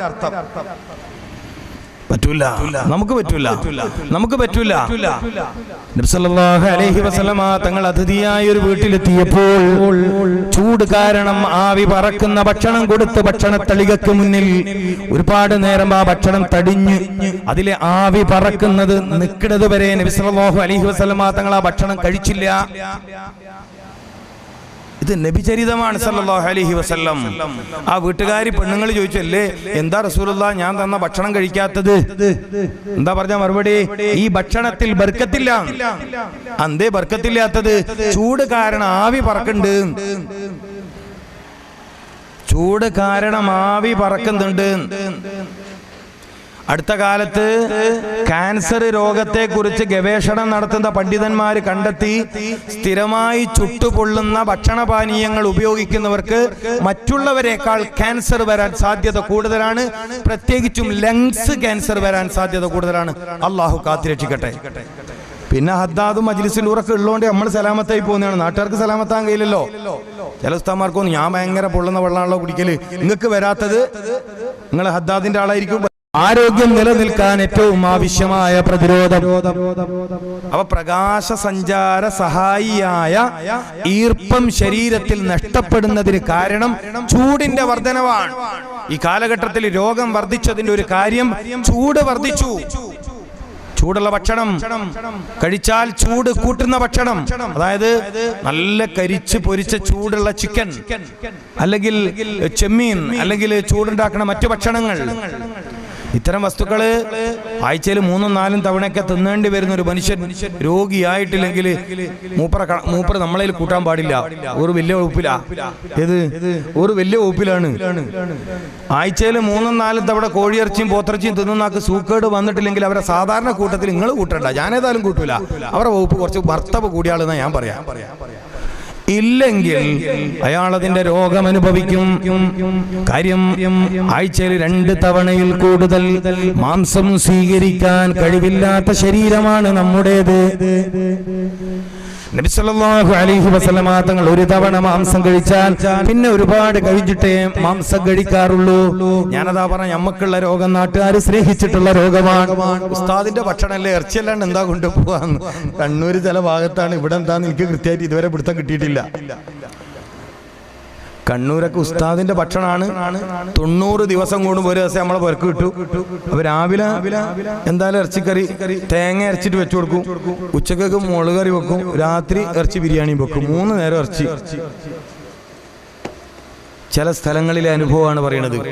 ഇനി മീന വാങ്ങുന്നുണ്ടെങ്കിൽ അയക്കുറ, ആവോലി, ആ ലെവലുള്ള മത്സ്യം, ചെമ്മീന്. അവൻ മഹലിലേക്ക് വരുമ്പോൾ കുറച്ച് ഉഷാറുണ്ടായിന്, പോകുമ്പോൾ കുറച്ച് വയറൊക്കെ കൂടി ഉഷാറൊക്കെ തണിഞ്ഞ് ക്ഷീണം വന്ന് പിന്നെ പഴയ പോലെ നാട്ടിൽ പോകാൻ വലിയൊരു താല്പര്യമൊന്നും വരില്ല. പോയാൽ തന്നെ വലിയ കാര്യങ്ങളൊന്നും നടക്കുകയും ചെയ്യില്ല. കാരണം ഇയാൾ ഉഷാറെല്ലാം പോയിക്കണം. അതാ ഞാൻ പറഞ്ഞു, നാട്ടുകാർ സ്നേഹിച്ച് സുഖമായിട്ട് വരുത്തുന്നു. അവരെ സ്നേഹം ഭക്ഷണത്തിന്റെ കാര്യത്തിൽ വേണ്ടാന്ന് പറയും, പൈസന്റെ കാര്യത്തിൽ നാട്ടുകാർക്ക് അതാ വലിയ പ്രശ്നം. നല്ല ശമ്പളം കൊടുക്കുന്നില്ല. ഇവിടെ എങ്ങനെയാണെന്ന് എനിക്കറിയില്ല. അത് വരുമ്പോൾ ഇവർക്ക് പൂച്ചറക്ക് വന്നവർ കൈവർക്ക്. പല സ്ഥലത്തും അങ്ങനെയാണ്. പള്ളിയൊക്കെ വലിയ ഉഷാറാക്കി എടുക്കും. എല്ലാ നാട്ടിലും കാണാൻ കാഴ്ചയാണ്. പള്ളിയുടെ ചുമരിന് വരെ മിനാരുണ്ടാക്കും. മൊയിലാരെ ശമ്പളത്തിന് വയ്ക്കുമ്പോൾ ഇവർക്ക് കൈവർക്കും. അതിലിപ്പത്തിന് അങ്ങനെ നിൽക്കും. ഇവിടെ എന്താണെന്ന് എനിക്കറിയില്ല. അതിലൊക്കെ ദാരിമീസ് ഇടപെടേണ്ടത്. പണ്ഡിത സഭകൾ റേഞ്ച് ഇടപെടേണ്ടത് അവിടെയാണ്. ഇമാമിയങ്ങളുടെ മദ്രസാധ്യാപകരുടെ ജീവിത നിലവാരം വളരണം. കാലോചിതമായി അവരുടെ ജീവിത വിഷയങ്ങൾ ഏറ്റെടുക്കണം. അത് പൗരപ്രമുഖരെ, ഉമറാക്കളെ ബോധ്യപ്പെടുത്തണം. നമ്മളൊക്കെ നാട്ടിൽ ഇപ്പോൾ പള്ളിന്റെ ചുമരിന് വരെ മരം ഒട്ടിക്കുക. മുമ്പൊക്കെ എന്ന് പറഞ്ഞാൽ പള്ളിക്ക് പള്ളിന്റെ വാതിലിന് മാത്രം മരം, ചുമര് മൊത്തം മരം. എന്തിനാന്ന് എനിക്ക് ഇതുവരെ പിടിയിട്ടില്ല. എന്നിട്ട് AC പുതിയാപ്പിളുടെ അറയിൽ വെക്കണ മാതിരി സീലിംഗ് വേറെ, വാർപ്പിന്റെ പൈസ ജനങ്ങൾ പിരിപ്പിച്ചിട്ട് വാർപ്പാക്കി. എന്നിട്ട് ഇപ്പൊ സീലിംഗ്, ബൾബ്, എന്തൊക്കെ മൊഞ്ചുള്ള ബൾബാ പള്ളിന്റെ ഉള്ളിൽ നിസ്കരിക്കാൻ പോണേർത്തി. ഇതൊക്കെ എന്തിനാന്ന് എനിക്കറിയില്ല. മുമ്പ് ജിഫ്രി തങ്ങൾ മക്കാമക്കങ്ങളെ അലങ്കരിച്ചോളി, അത് വേണം, അറൂസ് നല്ലതാണ് എന്ന് പറഞ്ഞിട്ടുണ്ട് ജിഫ്രി തങ്ങളെ. മഹാന്മാരുടെ മക്കബറ അലങ്കരിക്കണം, ഉറൂസിന് നല്ല ലൈറ്റെല്ലാം കെട്ടണം. നബി സല്ലല്ലാഹു അലൈഹി വസല്ലം തങ്ങൾ പോകുന്ന സമയത്ത് ആകാശം അലങ്കരിച്ചിട്ടുണ്ട്. ജിഫ്രി തങ്ങൾ മുമ്പ് മംഗലാപുരത്ത് പ്രസംഗിച്ചതാ, നിങ്ങൾ കേട്ടിട്ടുണ്ടോന്ന് എനിക്കറിയില്ല.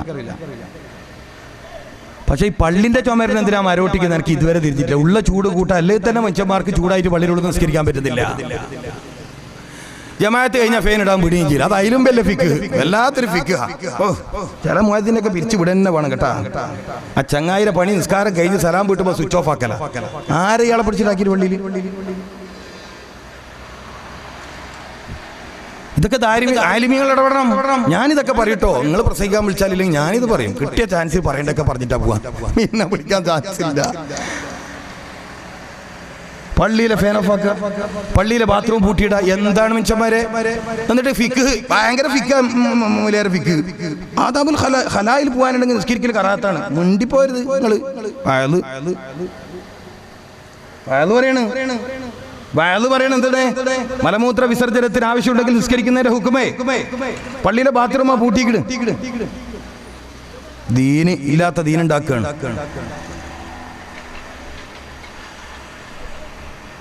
ഇവിടുത്തെ കഥയല്ല, ഞാൻ ചില നാട്ടിലെ കഥ പറഞ്ഞാണ്. എനിക്ക് ഇവിടുത്തെ ഒന്നും ഞാൻ കണ്ടിട്ടില്ല. എന്റെ കൂട്ടത്ത് പള്ളിയുടെ മുകളിൽ കയറ്റി ആടത്ത് കൂടെ കയറ്റി ഒന്നും ഞാൻ കണ്ടിട്ടില്ല. മാറ്റം വരണം. ദീനിന്റെ കാര്യങ്ങൾ ആലിമീങ്ങൾ നിയന്ത്രിക്കണം. ദീനിന്റെ മസ്ജിദിന്റെ കാര്യങ്ങൾ ആലിമീങ്ങൾ തീരുമാനിക്കണം. അതിന് ഫിഖ് മാനദണ്ഡമാകണം. മഹല്ലത്തിലെ ദീനിന്റെ കാര്യത്തിൽ ആലിം ഇടപെടുന്നതിനടുത്ത് ജമാഅത്തിന്റെ ഭാരവാഹികൾ ഇടപെടരുത്. അത് ദീനി വിരുദ്ധ ശൈലിയാണെന്ന് പറഞ്ഞു കൊടുക്കാൻ മുതിർന്ന ഉലമാക്കൾ മുന്നോട്ട് വരണം. പിന്നെ ആര് ദീൻ പറയും? ആര് ഫിഖ് പറയും? പള്ളിയിൽ ഉറങ്ങിക്കൂടാ. ഒരു സ്ഥലത്ത് ഇന്ന് രാവിലെ സുബഹിസ്കരിക്കാൻ കയറിയെടുത്തത് പായിൽ കിടക്കരുത്, പിന്നെ ഇടയെ കിടക്കല് കട്ടുബല. എന്ത് ഫിഖാണിത്? വായിൽ കിടക്കരുന്നുണ്ട്, പിന്നെ എവിടെ പള്ളി കിടക്കണ്ട്? അപ്പൊ ഇത്തികാഫിന്റെ നിയത്ത് വെച്ചിട്ട് പള്ളിയിൽ ഉറങ്ങിയ കൂലിയെടുത്ത് ഇനി ഒറ്റ മൂല്യാർ പ്രസംഗിക്കാൻ പാടില്ല.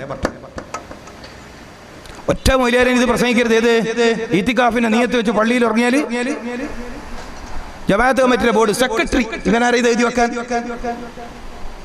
ആരെയാണ്? നിങ്ങൾ ഇരിക്കേണ്ട ഇരിക്കാത്തോട്ടല്ലേ മറ്റുള്ള ആൾ കയറി അവിടെ ഇരുന്നത്? മിമ്പർ എന്ന് പറഞ്ഞാൽ ഈ ഉമ്മത്ത് നിങ്ങൾക്ക് തന്ന പദവിയല്ലേ? മിമ്പർ എന്ന് പറഞ്ഞാൽ ഈ ഉമ്മത്ത് നിങ്ങൾക്ക് തന്ന പദവിയാണ്. എന്താ മിമ്പർ എന്ന് പറഞ്ഞാൽ മനസ്സിലാക്കാത്തത്? ഓരോ ഖത്തീബുമാർ മനസ്സിലാക്കേണ്ട, മിമ്പർ എന്ന് പറഞ്ഞാൽ ഈ സമുദായം നൽകുന്ന ഉന്നത പദവിയാണ്.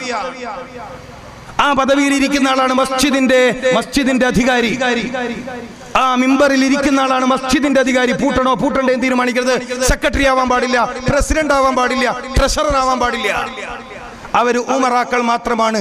ആലിമ പറയുന്നതിന് ഒത്താശ ചെയ്തു കൊടുക്കേണ്ട ആൾ മാത്രമാണ്. ഇത് ദീനാണ്, ഇത് ഇസ്ലാമാണ്. അത് പൊളിക്കാൻ നിങ്ങൾ അനുവദിക്കാൻ പാടില്ല. പല സ്ഥലത്ത് പോയാൽ പള്ളിയിൽ ഉറങ്ങരുത്, പള്ളിയിൽ അവിടെ പോയി മൂത്രയിക്കരുത്, പൂട്ടിയിട്ടിരിക്കണ്. ഒരു സ്ഥലത്ത് സുബഹിസ്കരിക്കാൻ ഞാൻ നിത്യ യാത്രക്കാരനാണേ, ലേശം ലേറ്റായി പള്ളിയുടെ അടുത്തുമ്പോഴത്തേക്ക് പൂട്ടിയിട്ട് ബംഗാളി പറയാണെന്ന് ഓർക്കൂല. ഞാൻ എടുത്ത് നിസ്കരിക്കുക. ടൗണിലുള്ള പള്ളി പൂട്ടിയിട്ടിട്ട് ബംഗാളി എന്റെ മുറ്റടിച്ചു വരികയാണ്.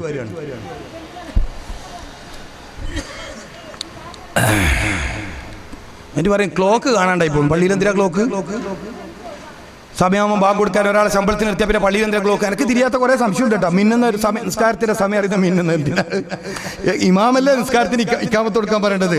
നിങ്ങളുടെ പദവിയെ തട്ടിയെടുക്കുകയാണ് മെഷീനുകൾ. നിങ്ങൾക്ക് ഉറങ്ങി നടന്നത് ശരിയാവില്ല.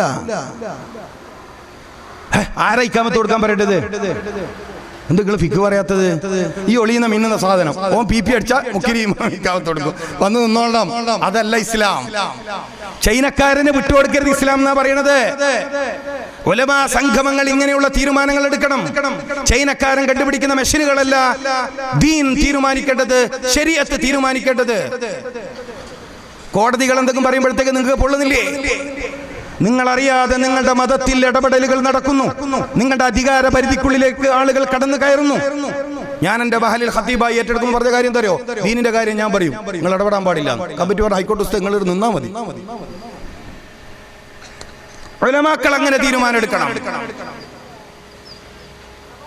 അതാ ഞാൻ പറയും, ഉലമാക്കൾക്ക് അത്യാവശ്യമുള്ള കാര്യമാണ്. ഫിഖ്ഹും തസവ്വുഫ് അറിയുന്നതോടൊപ്പം ധീരത കൂടി വേണം, ദീൻ പറയാനുള്ള ശുജാഅത്ത് വേണം. അള്ളാഹു തൗഫീഖ് ചെയ്യട്ടെ. ഇതാരോട് വിരോധം പ്രസംഗിച്ചല്ല. ഒരു സമൂഹത്തിന് വകവെച്ചു കൊടുക്കേണ്ട കാര്യങ്ങൾ വകവെച്ചു കൊടുക്കണം.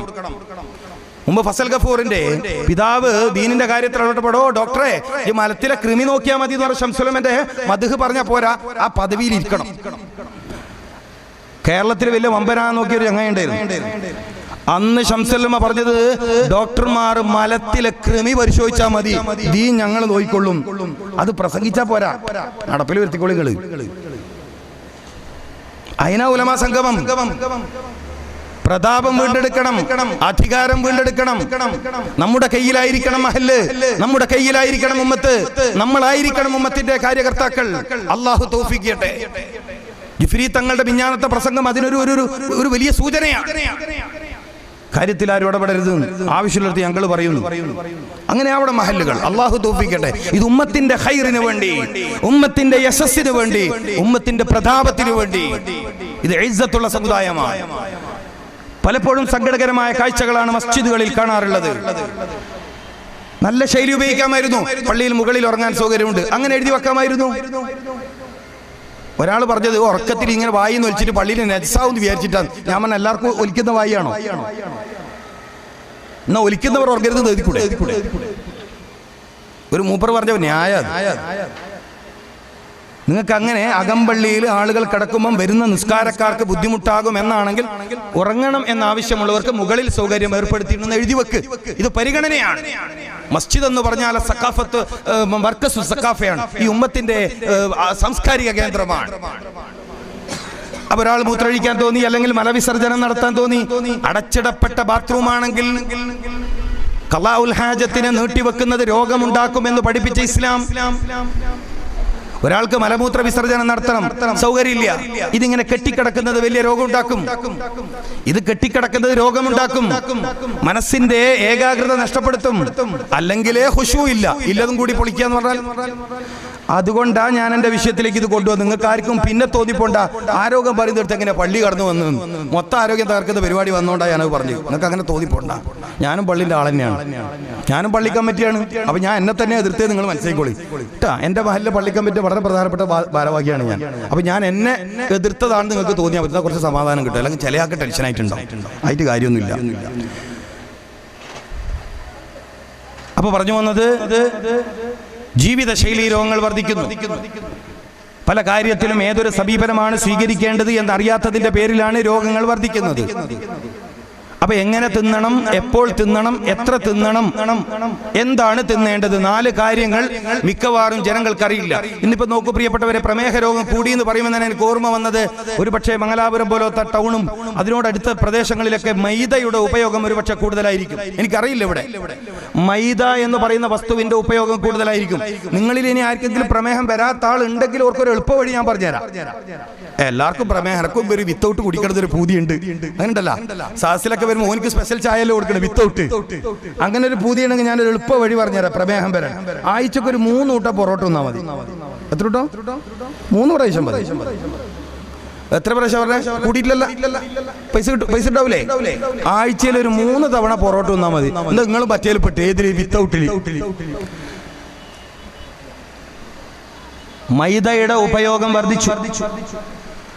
ക്യാൻസറിനെ കുറിച്ച് എല്ലാവർക്കും പരാതിയാണ്. നിങ്ങൾക്കും ആ കാറ്റഗറിയിൽ വരണം എന്നുള്ളത് ഞാൻ എളുപ്പ വഴി പറഞ്ഞുതരാം. വേണമെങ്കിൽ പറഞ്ഞുതരാം. വേഗം ക്യാൻസറുള്ള രോഗിയായിട്ട് ഇങ്ങനെ നടക്കാല. ഇടയ്ക്കിടെ 7up, പിന്നെ ഷവർമ, ബർഗർ, ഇങ്ങനെ ഇടപെട്ടിട്ട് മതി. എല്ലാ ദിവസവും വേണ്ട, കഴിച്ചാൽ മതി. അപ്പം കയറി വരെ കുറേ വർഷം.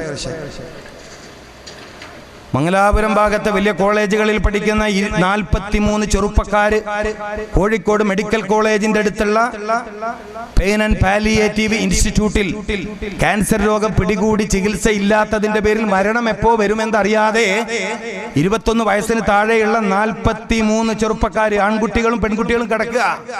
എന്തേ രോഗം? മലാശയത്തിൽ ക്യാൻസറാ. എന്തേ വന്നത്? കോളേജ് കഴിഞ്ഞ് ഫ്രീ ടൈം, ഈവനിങ് ടൈം സുഹൃത്തുക്കളായി ഇവർ അങ്ങാടി കറങ്ങാൻ പോകും. ക്യാൻറ്റീൻ ഫുഡ് കഴിച്ച മരവിച്ച നാവിനൊന്ന് ഉണർത്താൻ വേണ്ടി ഫാസ്റ്റ് ഫുഡ് കടകളിൽ കയറിയിട്ട് ബർഗറോ അല്ലെങ്കിൽ സാൻഡ്വിച്ചോ അല്ലെങ്കിൽ ഷവർമയോ അതുപോലെയുള്ള ഭക്ഷണങ്ങൾ കഴിക്കും. കൂടെ നല്ല തണുത്ത ജ്യൂസോ അല്ലെങ്കിൽ energy drinks, 7up, Coca Cola, Miranda പോലത്തെ പാനീയങ്ങൾ കുടിക്കും.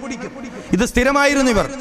അവസാനം ഡോക്ടർമാർക്ക് ചികിത്സിച്ച് ഭേദപ്പെടുത്താൻ കഴിയാത്ത മാരകമായ ക്യാൻസർ വന്ന് പിടികൂടിയിട്ട് ആ ഹോസ്പിറ്റലിൽ അവരെ താമസിപ്പിച്ചിരിക്കുക. ട്രെയിനിങ് പ്രോഗ്രാമിന് നേതൃത്വം കൊടുത്ത ഡോക്ടർ സാർ പറഞ്ഞത്, ഇവരെപ്പോഴാ മരിക്കാന്ന് കാത്തിട്ടാ നിൽക്കരുത്, ചികിത്സയൊന്നും കൊടുക്കാനില്ല, എന്ത് പറഞ്ഞാലും ഞങ്ങൾ ചെയ്തു കൊടുക്കും ഇവർക്ക്. ഇവരെന്താ ആഗ്രഹം പറയുന്നത് അത് ചെയ്തു കൊടുക്കും. കാരണം ഇന്നല്ലെങ്കിൽ നാളെ മരിക്കേണ്ട വരെ 45 പേരാ വന്നത്. 45 പേരാണ് വന്നത്. 3 പേര് മരിച്ചു, ബാക്കി 42 ആളുണ്ട്. ഈ സമൂഹത്തിലെ ചെറുപ്പക്കാരെ മാരകമായ രോഗത്തിലേക്ക് തള്ളിവിടണോ വേണ്ടേ എന്ന് തീരുമാനിക്കാൻ അധികാരമുള്ളവരാണ് എന്റെ മുമ്പിൽ ഇരിക്കുന്നത്. ഉമ്മത്തിന്റെ ദീൻ കാത്തു സൂക്ഷിച്ചതുപോലെ ഉമ്മത്തിന്റെ ശരീരവും കാത്തു സൂക്ഷിക്കാൻ കഴിയുന്ന ഒരേ ഒരു വിഭാഗമാണ് ഉലമാക്കൾ. അതിന്റെ ശാസ്ത്ര വഴികൾ നിങ്ങളുടെ ഗ്രന്ഥങ്ങളിലാണുള്ളത്. എഡ്വേർഡ് ജി ബോൺ എന്ന ക്രിസ്തീയ സഹോദരൻ പറഞ്ഞത്, അദ്ദേഹം ഇസ്ലാമിക് മെഡിസിൻ എന്ന പുസ്തകം എഴുതി. എഡ്വേർഡ് ജി ബോൺ എന്നത് ക്രിസ്തീയ സഹോദരനാണ്. ഇസ്ലാമിക് മെഡിസിൻ എന്ന പുസ്തകം എഴുതിയിട്ട് അദ്ദേഹം പറഞ്ഞത്, ലോകത്തിന് ഇന്ന് അനുഭവിക്കുന്ന മാരക രോഗങ്ങൾ പരിഹരിക്കാൻ കഴിയുന്ന വഴി ഖുർആന്റെ വഴിയാണ്. ഖുർആൻ മനസ്സിലാക്കാൻ കഴിയുന്നത് ഈ കാലഘട്ടത്തിൽ ഈ ഇരിക്കുന്ന ഉലമാക്കളാണ്. നിങ്ങൾക്കല്ലാതെ ആർക്കാ ഖുർആൻ മനസ്സിലാവുക? കേരളത്തിൽ പ്രഗത്ഭനായ ഒരു ഡോക്ടർ ഉണ്ടായിരുന്നു. 10,000-കണക്കിന് ഡോക്ടർമാര് ശിഷ്യന്മാരായിട്ടുള്ള ഒരു മഹാഗുരുനാഥനായ ഡോക്ടർ CK രാമചന്ദ്രൻ എന്നാണ് അദ്ദേഹത്തിന്റെ പേര്. അദ്ദേഹം കോഴിക്കോട് നഗരത്തിൽ ഒരു പ്രസംഗത്തിൽ പറഞ്ഞത്, എല്ലാ വൈദ്യശാസ്ത്രങ്ങളും അപ്രസക്തമായി ഇനി മനുഷ്യ സമൂഹത്തെ രോഗങ്ങളിൽ നിന്ന് രക്ഷപ്പെടുത്താൻ കഴിയുന്ന വൈദ്യശാസ്ത്രം ഖുർആനിക വൈദ്യശാസ്ത്രമാണ്. റഹ്മത്തുള്ള കാസിമിയുടെ പ്രസംഗമല്ലേ ഇത്?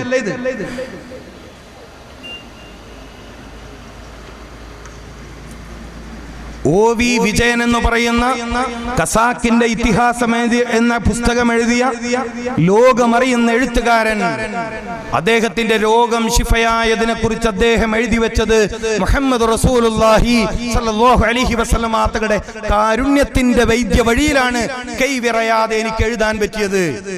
സഹോദരി OV ഉഷ ഇപ്പോഴും ജീവിച്ചിരിക്കുന്നുണ്ട്. സഹോദരി OV ഉഷ ഇപ്പോഴും ജീവിച്ചിരിക്കുന്നു.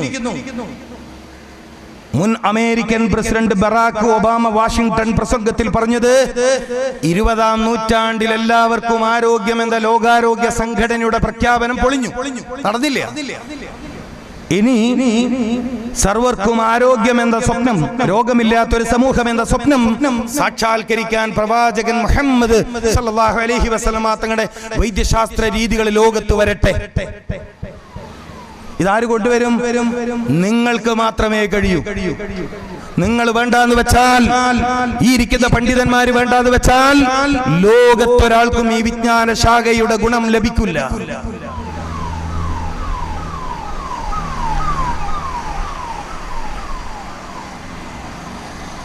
പല കാരണത്താൽ മാരകമായ രോഗങ്ങൾ വർദ്ധിക്കുന്നു പ്രിയപ്പെട്ടവരെ. അതിൽ പ്രധാനം ഭക്ഷണമാണ്.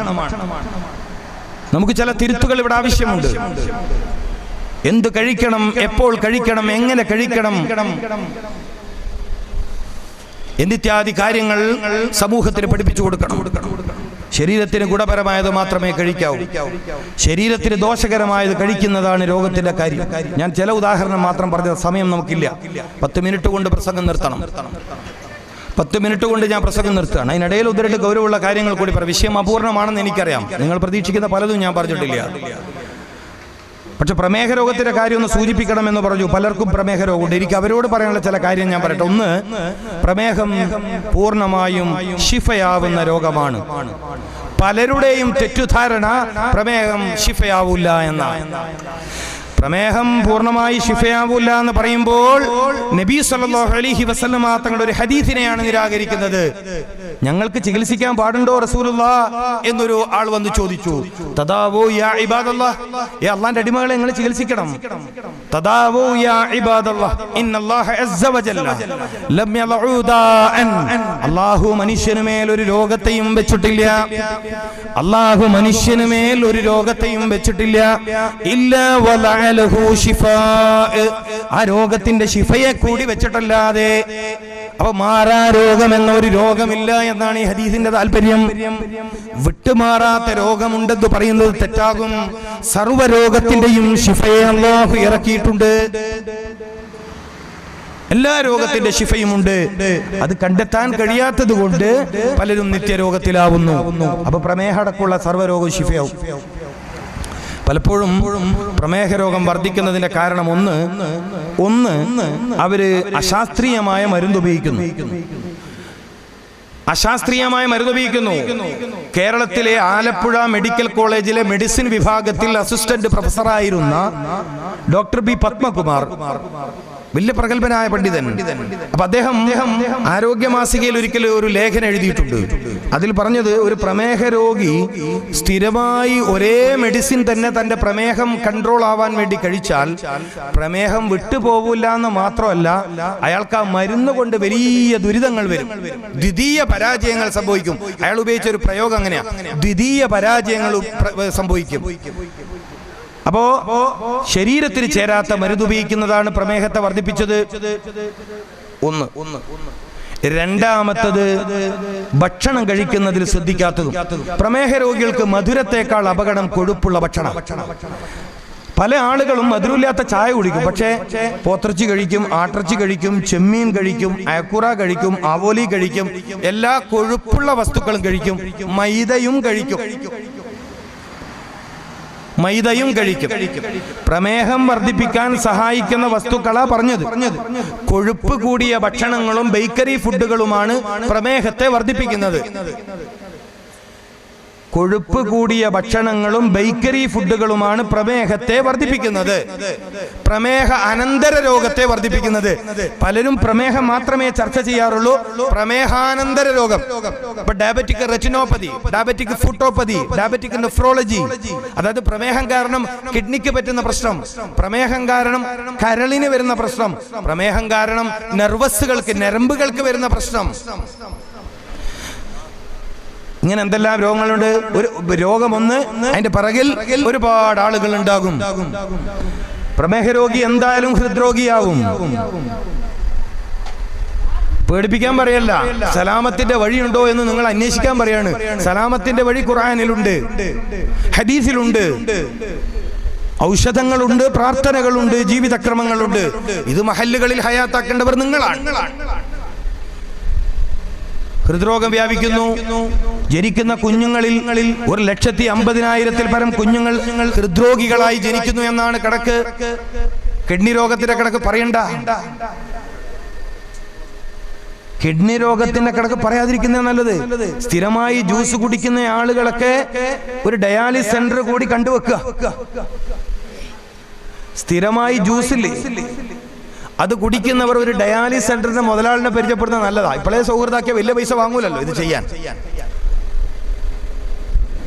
25 കൊല്ലത്തിനിപ്പുറം ഏറ്റവും രൂക്ഷമായി വന്നൊരു പ്രശ്നമാണ് കിഡ്നി ഫെയിലേഴ്സ്. കേരളത്തിലൊക്കെ മിക്ക സ്ഥലത്ത് തന്നെ പ്രശ്നം. നാദാപുരത്തിനടുത്ത് വാണിമേൽ എന്ന് പറയുന്ന ഒരു സ്ഥലത്ത് ഞാൻ എടുത്ത് വയലിന് പോയി 4 ദിവസം മുമ്പ് വയല് പറയാൻ പോയി രാത്രി. അവിടുത്തെ വാർഡ് മെമ്പറായ ഒരാൾ എന്നോട് പറഞ്ഞത് ഈ മഹലിൽ, ഈ ചെറിയ മഹലിൽ മാത്രം 25 കിഡ്നി രോഗികളുണ്ട്. ജെട്ടിപ്പോയി പ്രിയപ്പെട്ടവരെ. 4 പുരുഷായുസ് ജീവിക്കാൻ മാത്രം കപ്പാസിറ്റിയുള്ള അവയവമാണ് കിഡ്നി. ആ കിഡ്നിക്കൊക്കെ തകർച്ച വരാന്ന് നിങ്ങൾ ആലോചിച്ച് നോക്കിയേ.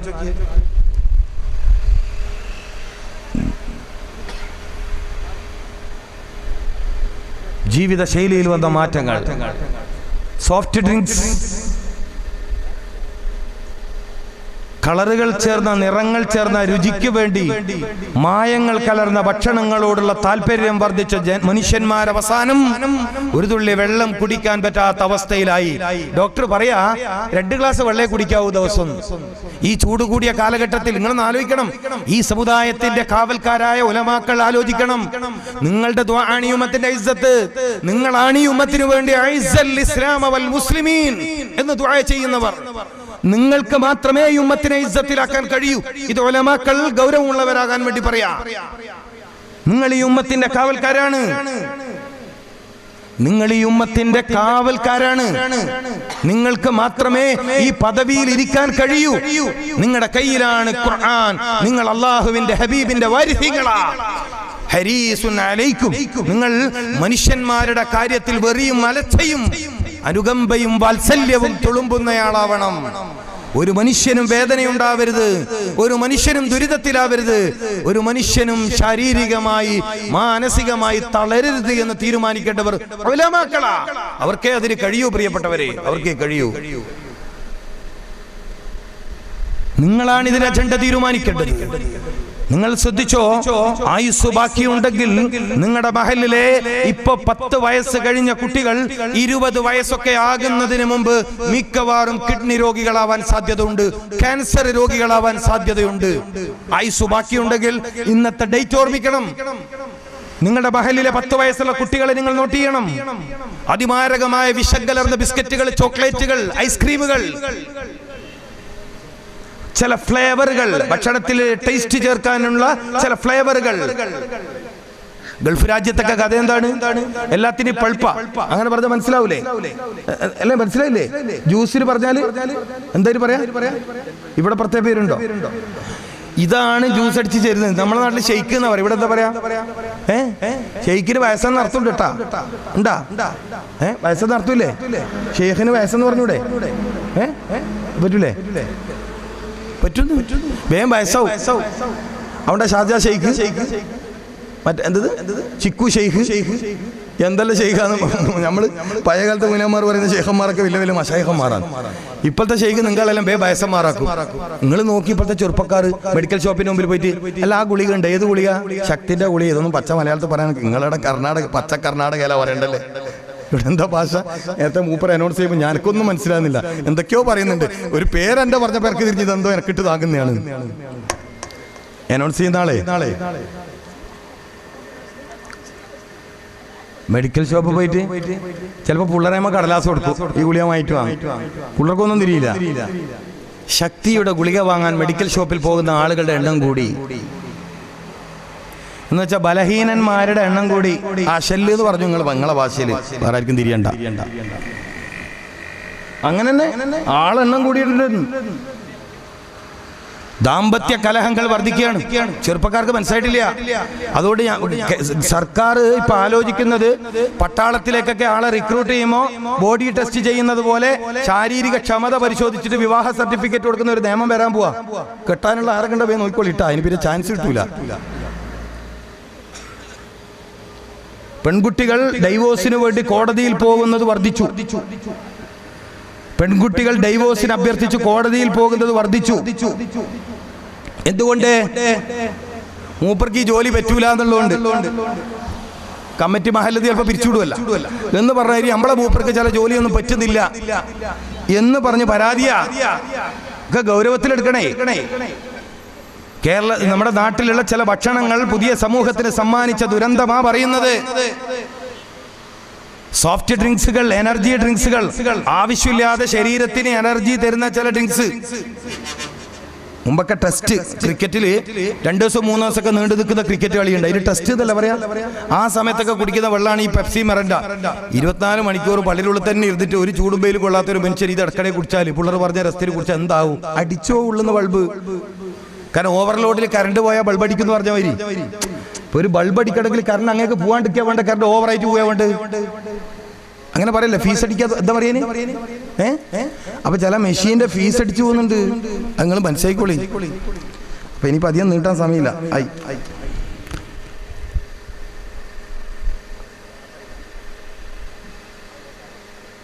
അപ്പൊ ശരിയായ രൂപത്തിൽ ജീവിതത്തോടുള്ള ഒരു ക്രമീകരണം നമ്മൾ പഠിക്കണം.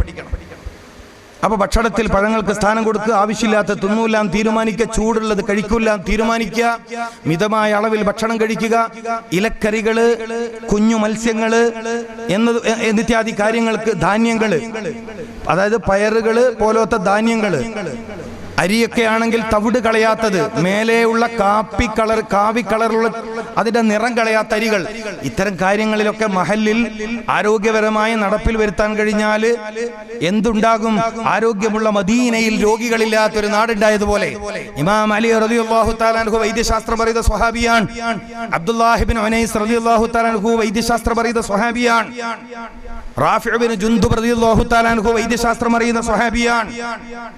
അവർക്ക് ജോലിയില്ലാണ്ടായി, കാര്യം നാട്ടിൽ രോഗികളില്ലാണ്ടായി എന്നതുപോലെ മാരകമായ രോഗത്തിന്റെ ദുരിതം അനുഭവിക്കുന്ന ഒരു സമൂഹത്തെ രക്ഷപ്പെടുത്താൻ കഴിയുന്ന ഒരു വിഭാഗമാണ് എന്റെ മുമ്പിൽ ഇരിക്കുന്നത്. എനിക്ക് നിങ്ങൾക്ക് മുമ്പിൽ ഒരു അഭ്യർത്ഥന, ഞാൻ വിഷയം അവിടെ നിർത്തിയിട്ട് പറയാനുള്ളത്, നിങ്ങൾ നബി സല്ലല്ലാഹു അലൈഹി വസല്ലം തങ്ങളുടെ വൈദ്യശാസ്ത്രം പഠിക്കണം. അതിന് വയസ്സ് നോക്കണ്ട, പ്രായം കുറെ ആയില്ലേ എന്ന് നോക്കണ്ട.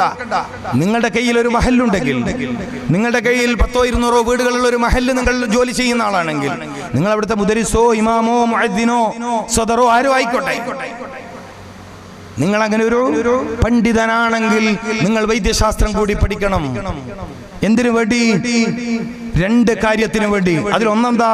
മുത്തനബി സല്ലല്ലാഹു അലൈഹി വസല്ലം തങ്ങളുടെ സുന്നത്തായ ചികിത്സയെ ഹയാത്താക്കിക്കൊണ്ട് ചികിത്സാ രംഗത്തെ ചൂഷണത്തിൽ നിന്ന്, തട്ടിപ്പുകളിൽ നിന്ന് മനുഷ്യ സമൂഹത്തെ കാത്തുരക്ഷിക്കാൻ 6 ദിവസമാണ് ജീവനുള്ള ഒരു ശരീരത്തെ മോർച്ചറിയിൽ വെച്ചത്. 6 ദിവസം മരിച്ചു എന്ന് പറഞ്ഞിട്ടേ നിങ്ങൾ മനസ്സിലാക്കണം. മരിച്ച മയ്യത്തിന് ICU-വിൽ കിടത്തിയിട്ടാ പറഞ്ഞത് ഓപ്പറേഷൻ വേണോ. മരിച്ചിക്കണ്. ആക്സിഡന്റിൽ മരിച്ച ചെറുപ്പക്കാരന്റെ മയ്യത്ത് ICU-വിൽ വെച്ചിട്ടാ പറഞ്ഞത് എമർജൻസി ഓപ്പറേഷൻ വേണം, 2 ലക്ഷം രൂപ കെട്ടിവെക്കണം. വയറുവേദന വന്ന് ചികിത്സിക്കാൻ പോയ ചെറുപ്പക്കാരൻ സ്കാനിങ് നടത്തി ഡോക്ടർ പറയണം, എനിക്ക് ഒരു കിഡ്നിയല്ലേ ഉള്ളൂ. നിനക്കൊരു കിഡ്നിയല്ലേ ഉള്ളൂ, ഒരു കിഡ്നി നീ എപ്പോഴാ ഡൊണേറ്റ് ചെയ്ത് സംഭാവന ചെയ്തത്? ഞെട്ടിപ്പോയി. ഓന്റെ ഓർമ്മയിൽ ഓൻ ആർക്കും കിഡ്നി കൊടുത്തിട്ടില്ല. അപ്പൊ മുമ്പൊരിക്കൽ വയറുവേദനക്ക് പോയാലോ ഓപ്പറേഷൻ ചെയ്തിന് അന്നേരം ബൊക്കിയതാ. ഞങ്ങളൊക്കെ നാട്ടിൽ മുമ്പ് കിണ്ടി കാക്കലുണ്ട്. കിണ്ടി എന്നാ പറയുന്നത്. കിണ്ടി എന്ന് പറഞ്ഞൊരു പാത്രം. ഇവിടെ എന്താ പറയുന്നില്ല, കിണ്ടി എന്ന് പറയുന്നത് ഇങ്ങനെ ബാലുള്ള ഒരു പാത്രം, മനസ്സിലായില്ലേ? അത് പൊക്കു, നല്ല ചെമ്പിന്റെ പിച്ചളന്റെ എല്ലാം കിണ്ടി. അന്ന് ജീവിക്കാൻ വകയില്ലാത്ത സമയമാണ്. എന്തെങ്കിലും കിട്ടിയത് പുറത്ത് വെച്ച പാത്രം കൊണ്ടുപോയി വിറ്റിട്ടൊക്കെ ജീവിക്കുവേ. അപ്പൊ കിണ്ടി വെക്കുന്ന കള്ളൻ, കിണ്ണം കട്ട കള്ളൻ എന്നൊരു സിനിമ വരെ ഇറങ്ങിയതിന് മുമ്പ്. ഇപ്പോ കിഡ്നി വെക്കുന്ന കള്ളൻ, ഒച്ചത്ത് പറയണ്ട, പിടിക്കും. കിഡ്നി വെക്കുന്ന കള്ളൻ, അതിന് സംഭാവന കൊടുക്കുന്ന ആളു നിങ്ങള്.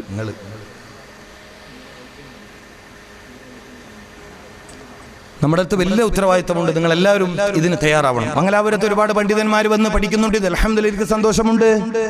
മംഗലാപുരം ഭാഗത്ത് കർണാടക സ്റ്റേറ്റിലെ ചില ഉലമാക്കൾ കേരളത്തിലെ കാഞ്ഞങ്ങാട് വന്നിട്ട് മഹാനായ സയ്യിദ് ശിഹാബ് തങ്ങളുടെ വീട്ടിൽ വന്നിട്ട് ഇത് പഠിക്കുന്നുണ്ട്. സന്തോഷമുണ്ട്. അവരോടൊപ്പം ഞാനും വന്ന് അവിടെ ചേരലുണ്ട്. എനിക്ക് പറയാനുള്ളത്, ഈ ഭാഗത്ത് മാരകമായ രോഗങ്ങൾ വരുന്നു എന്ന് പരാതി പറയുന്നതിന് പകരം അതിന് പരിഹാരമുള്ള മഹല്ലിന്റെ ഇമാമാണെന്ന് അഭിമാനത്തോടെ പറയുന്ന ഒരു തലത്തിലേക്ക് നമ്മൾ വളരണം. അതിന് ദാരിമീസ് നേതൃത്വം കൊടുക്കണം, അല്ലെങ്കിൽ പിന്നെ ഫൈസിമാരുടെ സംഘടന നേതൃത്വം കൊടുക്കണം.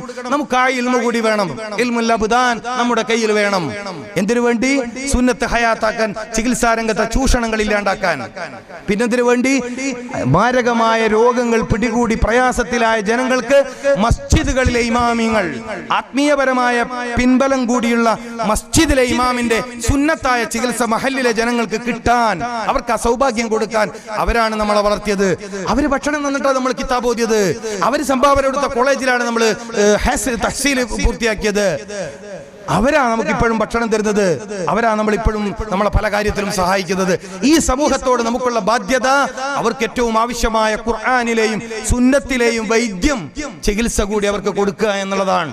അതുകൊണ്ടാണ് കേരളത്തിൽ 10-16 വർഷമായി അൽഹംദുലില്ലാഹ് ഒരു കൂട്ടം ഉലമാക്കളുടെ നേതൃത്വത്തിൽ തിബ്ബുൻ നബവി എന്ന ശാസ്ത്രശാഖ വളരെ ശാസ്ത്രീയമായി പഠിക്കുന്ന ഒരു സംവിധാനം അല്ലാഹുവിന്റെ അപാരമായ സഹായത്താൽ നടന്നു വരുന്നത്.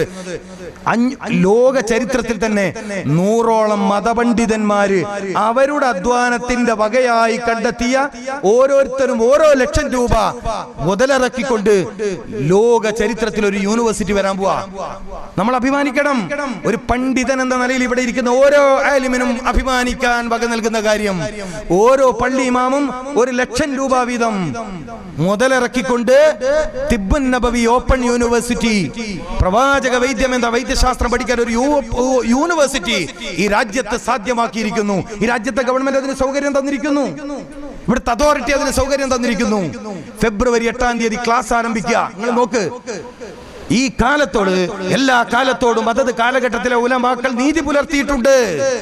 അതിന്റെ തെളിവാ. ഈ കാലഘട്ടത്തിലെ മനുഷ്യ സമുദായം അനുഭവിക്കുന്ന പ്രശ്നമാണ് വൈദ്യരംഗം എന്ന് മനസ്സിലാക്കി, മാരക രോഗമെന്ന് മനസ്സിലാക്കിയിട്ട് ജനങ്ങൾക്ക് സുന്നത്തായ ചികിത്സ കിട്ടാൻ 900 വർഷക്കാലം ഇസ്ലാമിക സമൂഹം കാത്തു സൂക്ഷിച്ച ഖുർആനിന്റെ, ഹദീസിന്റെ, അഇമ്മത്തിന്റെ, സാദാത്യങ്ങളുടെ വൈദ്യ പാരമ്പര്യത്തെ ഉയർത്തിക്കൊണ്ടുവരാൻ ഒരു യൂണിവേഴ്സിറ്റി സാധ്യമായി. അതിന്റെ രജിസ്ട്രേഷനുകളിൽ പലതും പൂർത്തിയായി. നിങ്ങൾ ആലോചിക്കണം, അതിൽ നിങ്ങൾ ഉണ്ടാവണം. അതൊരു അഭിമാനമാണ്. നിങ്ങൾ ഉണ്ടാവണം.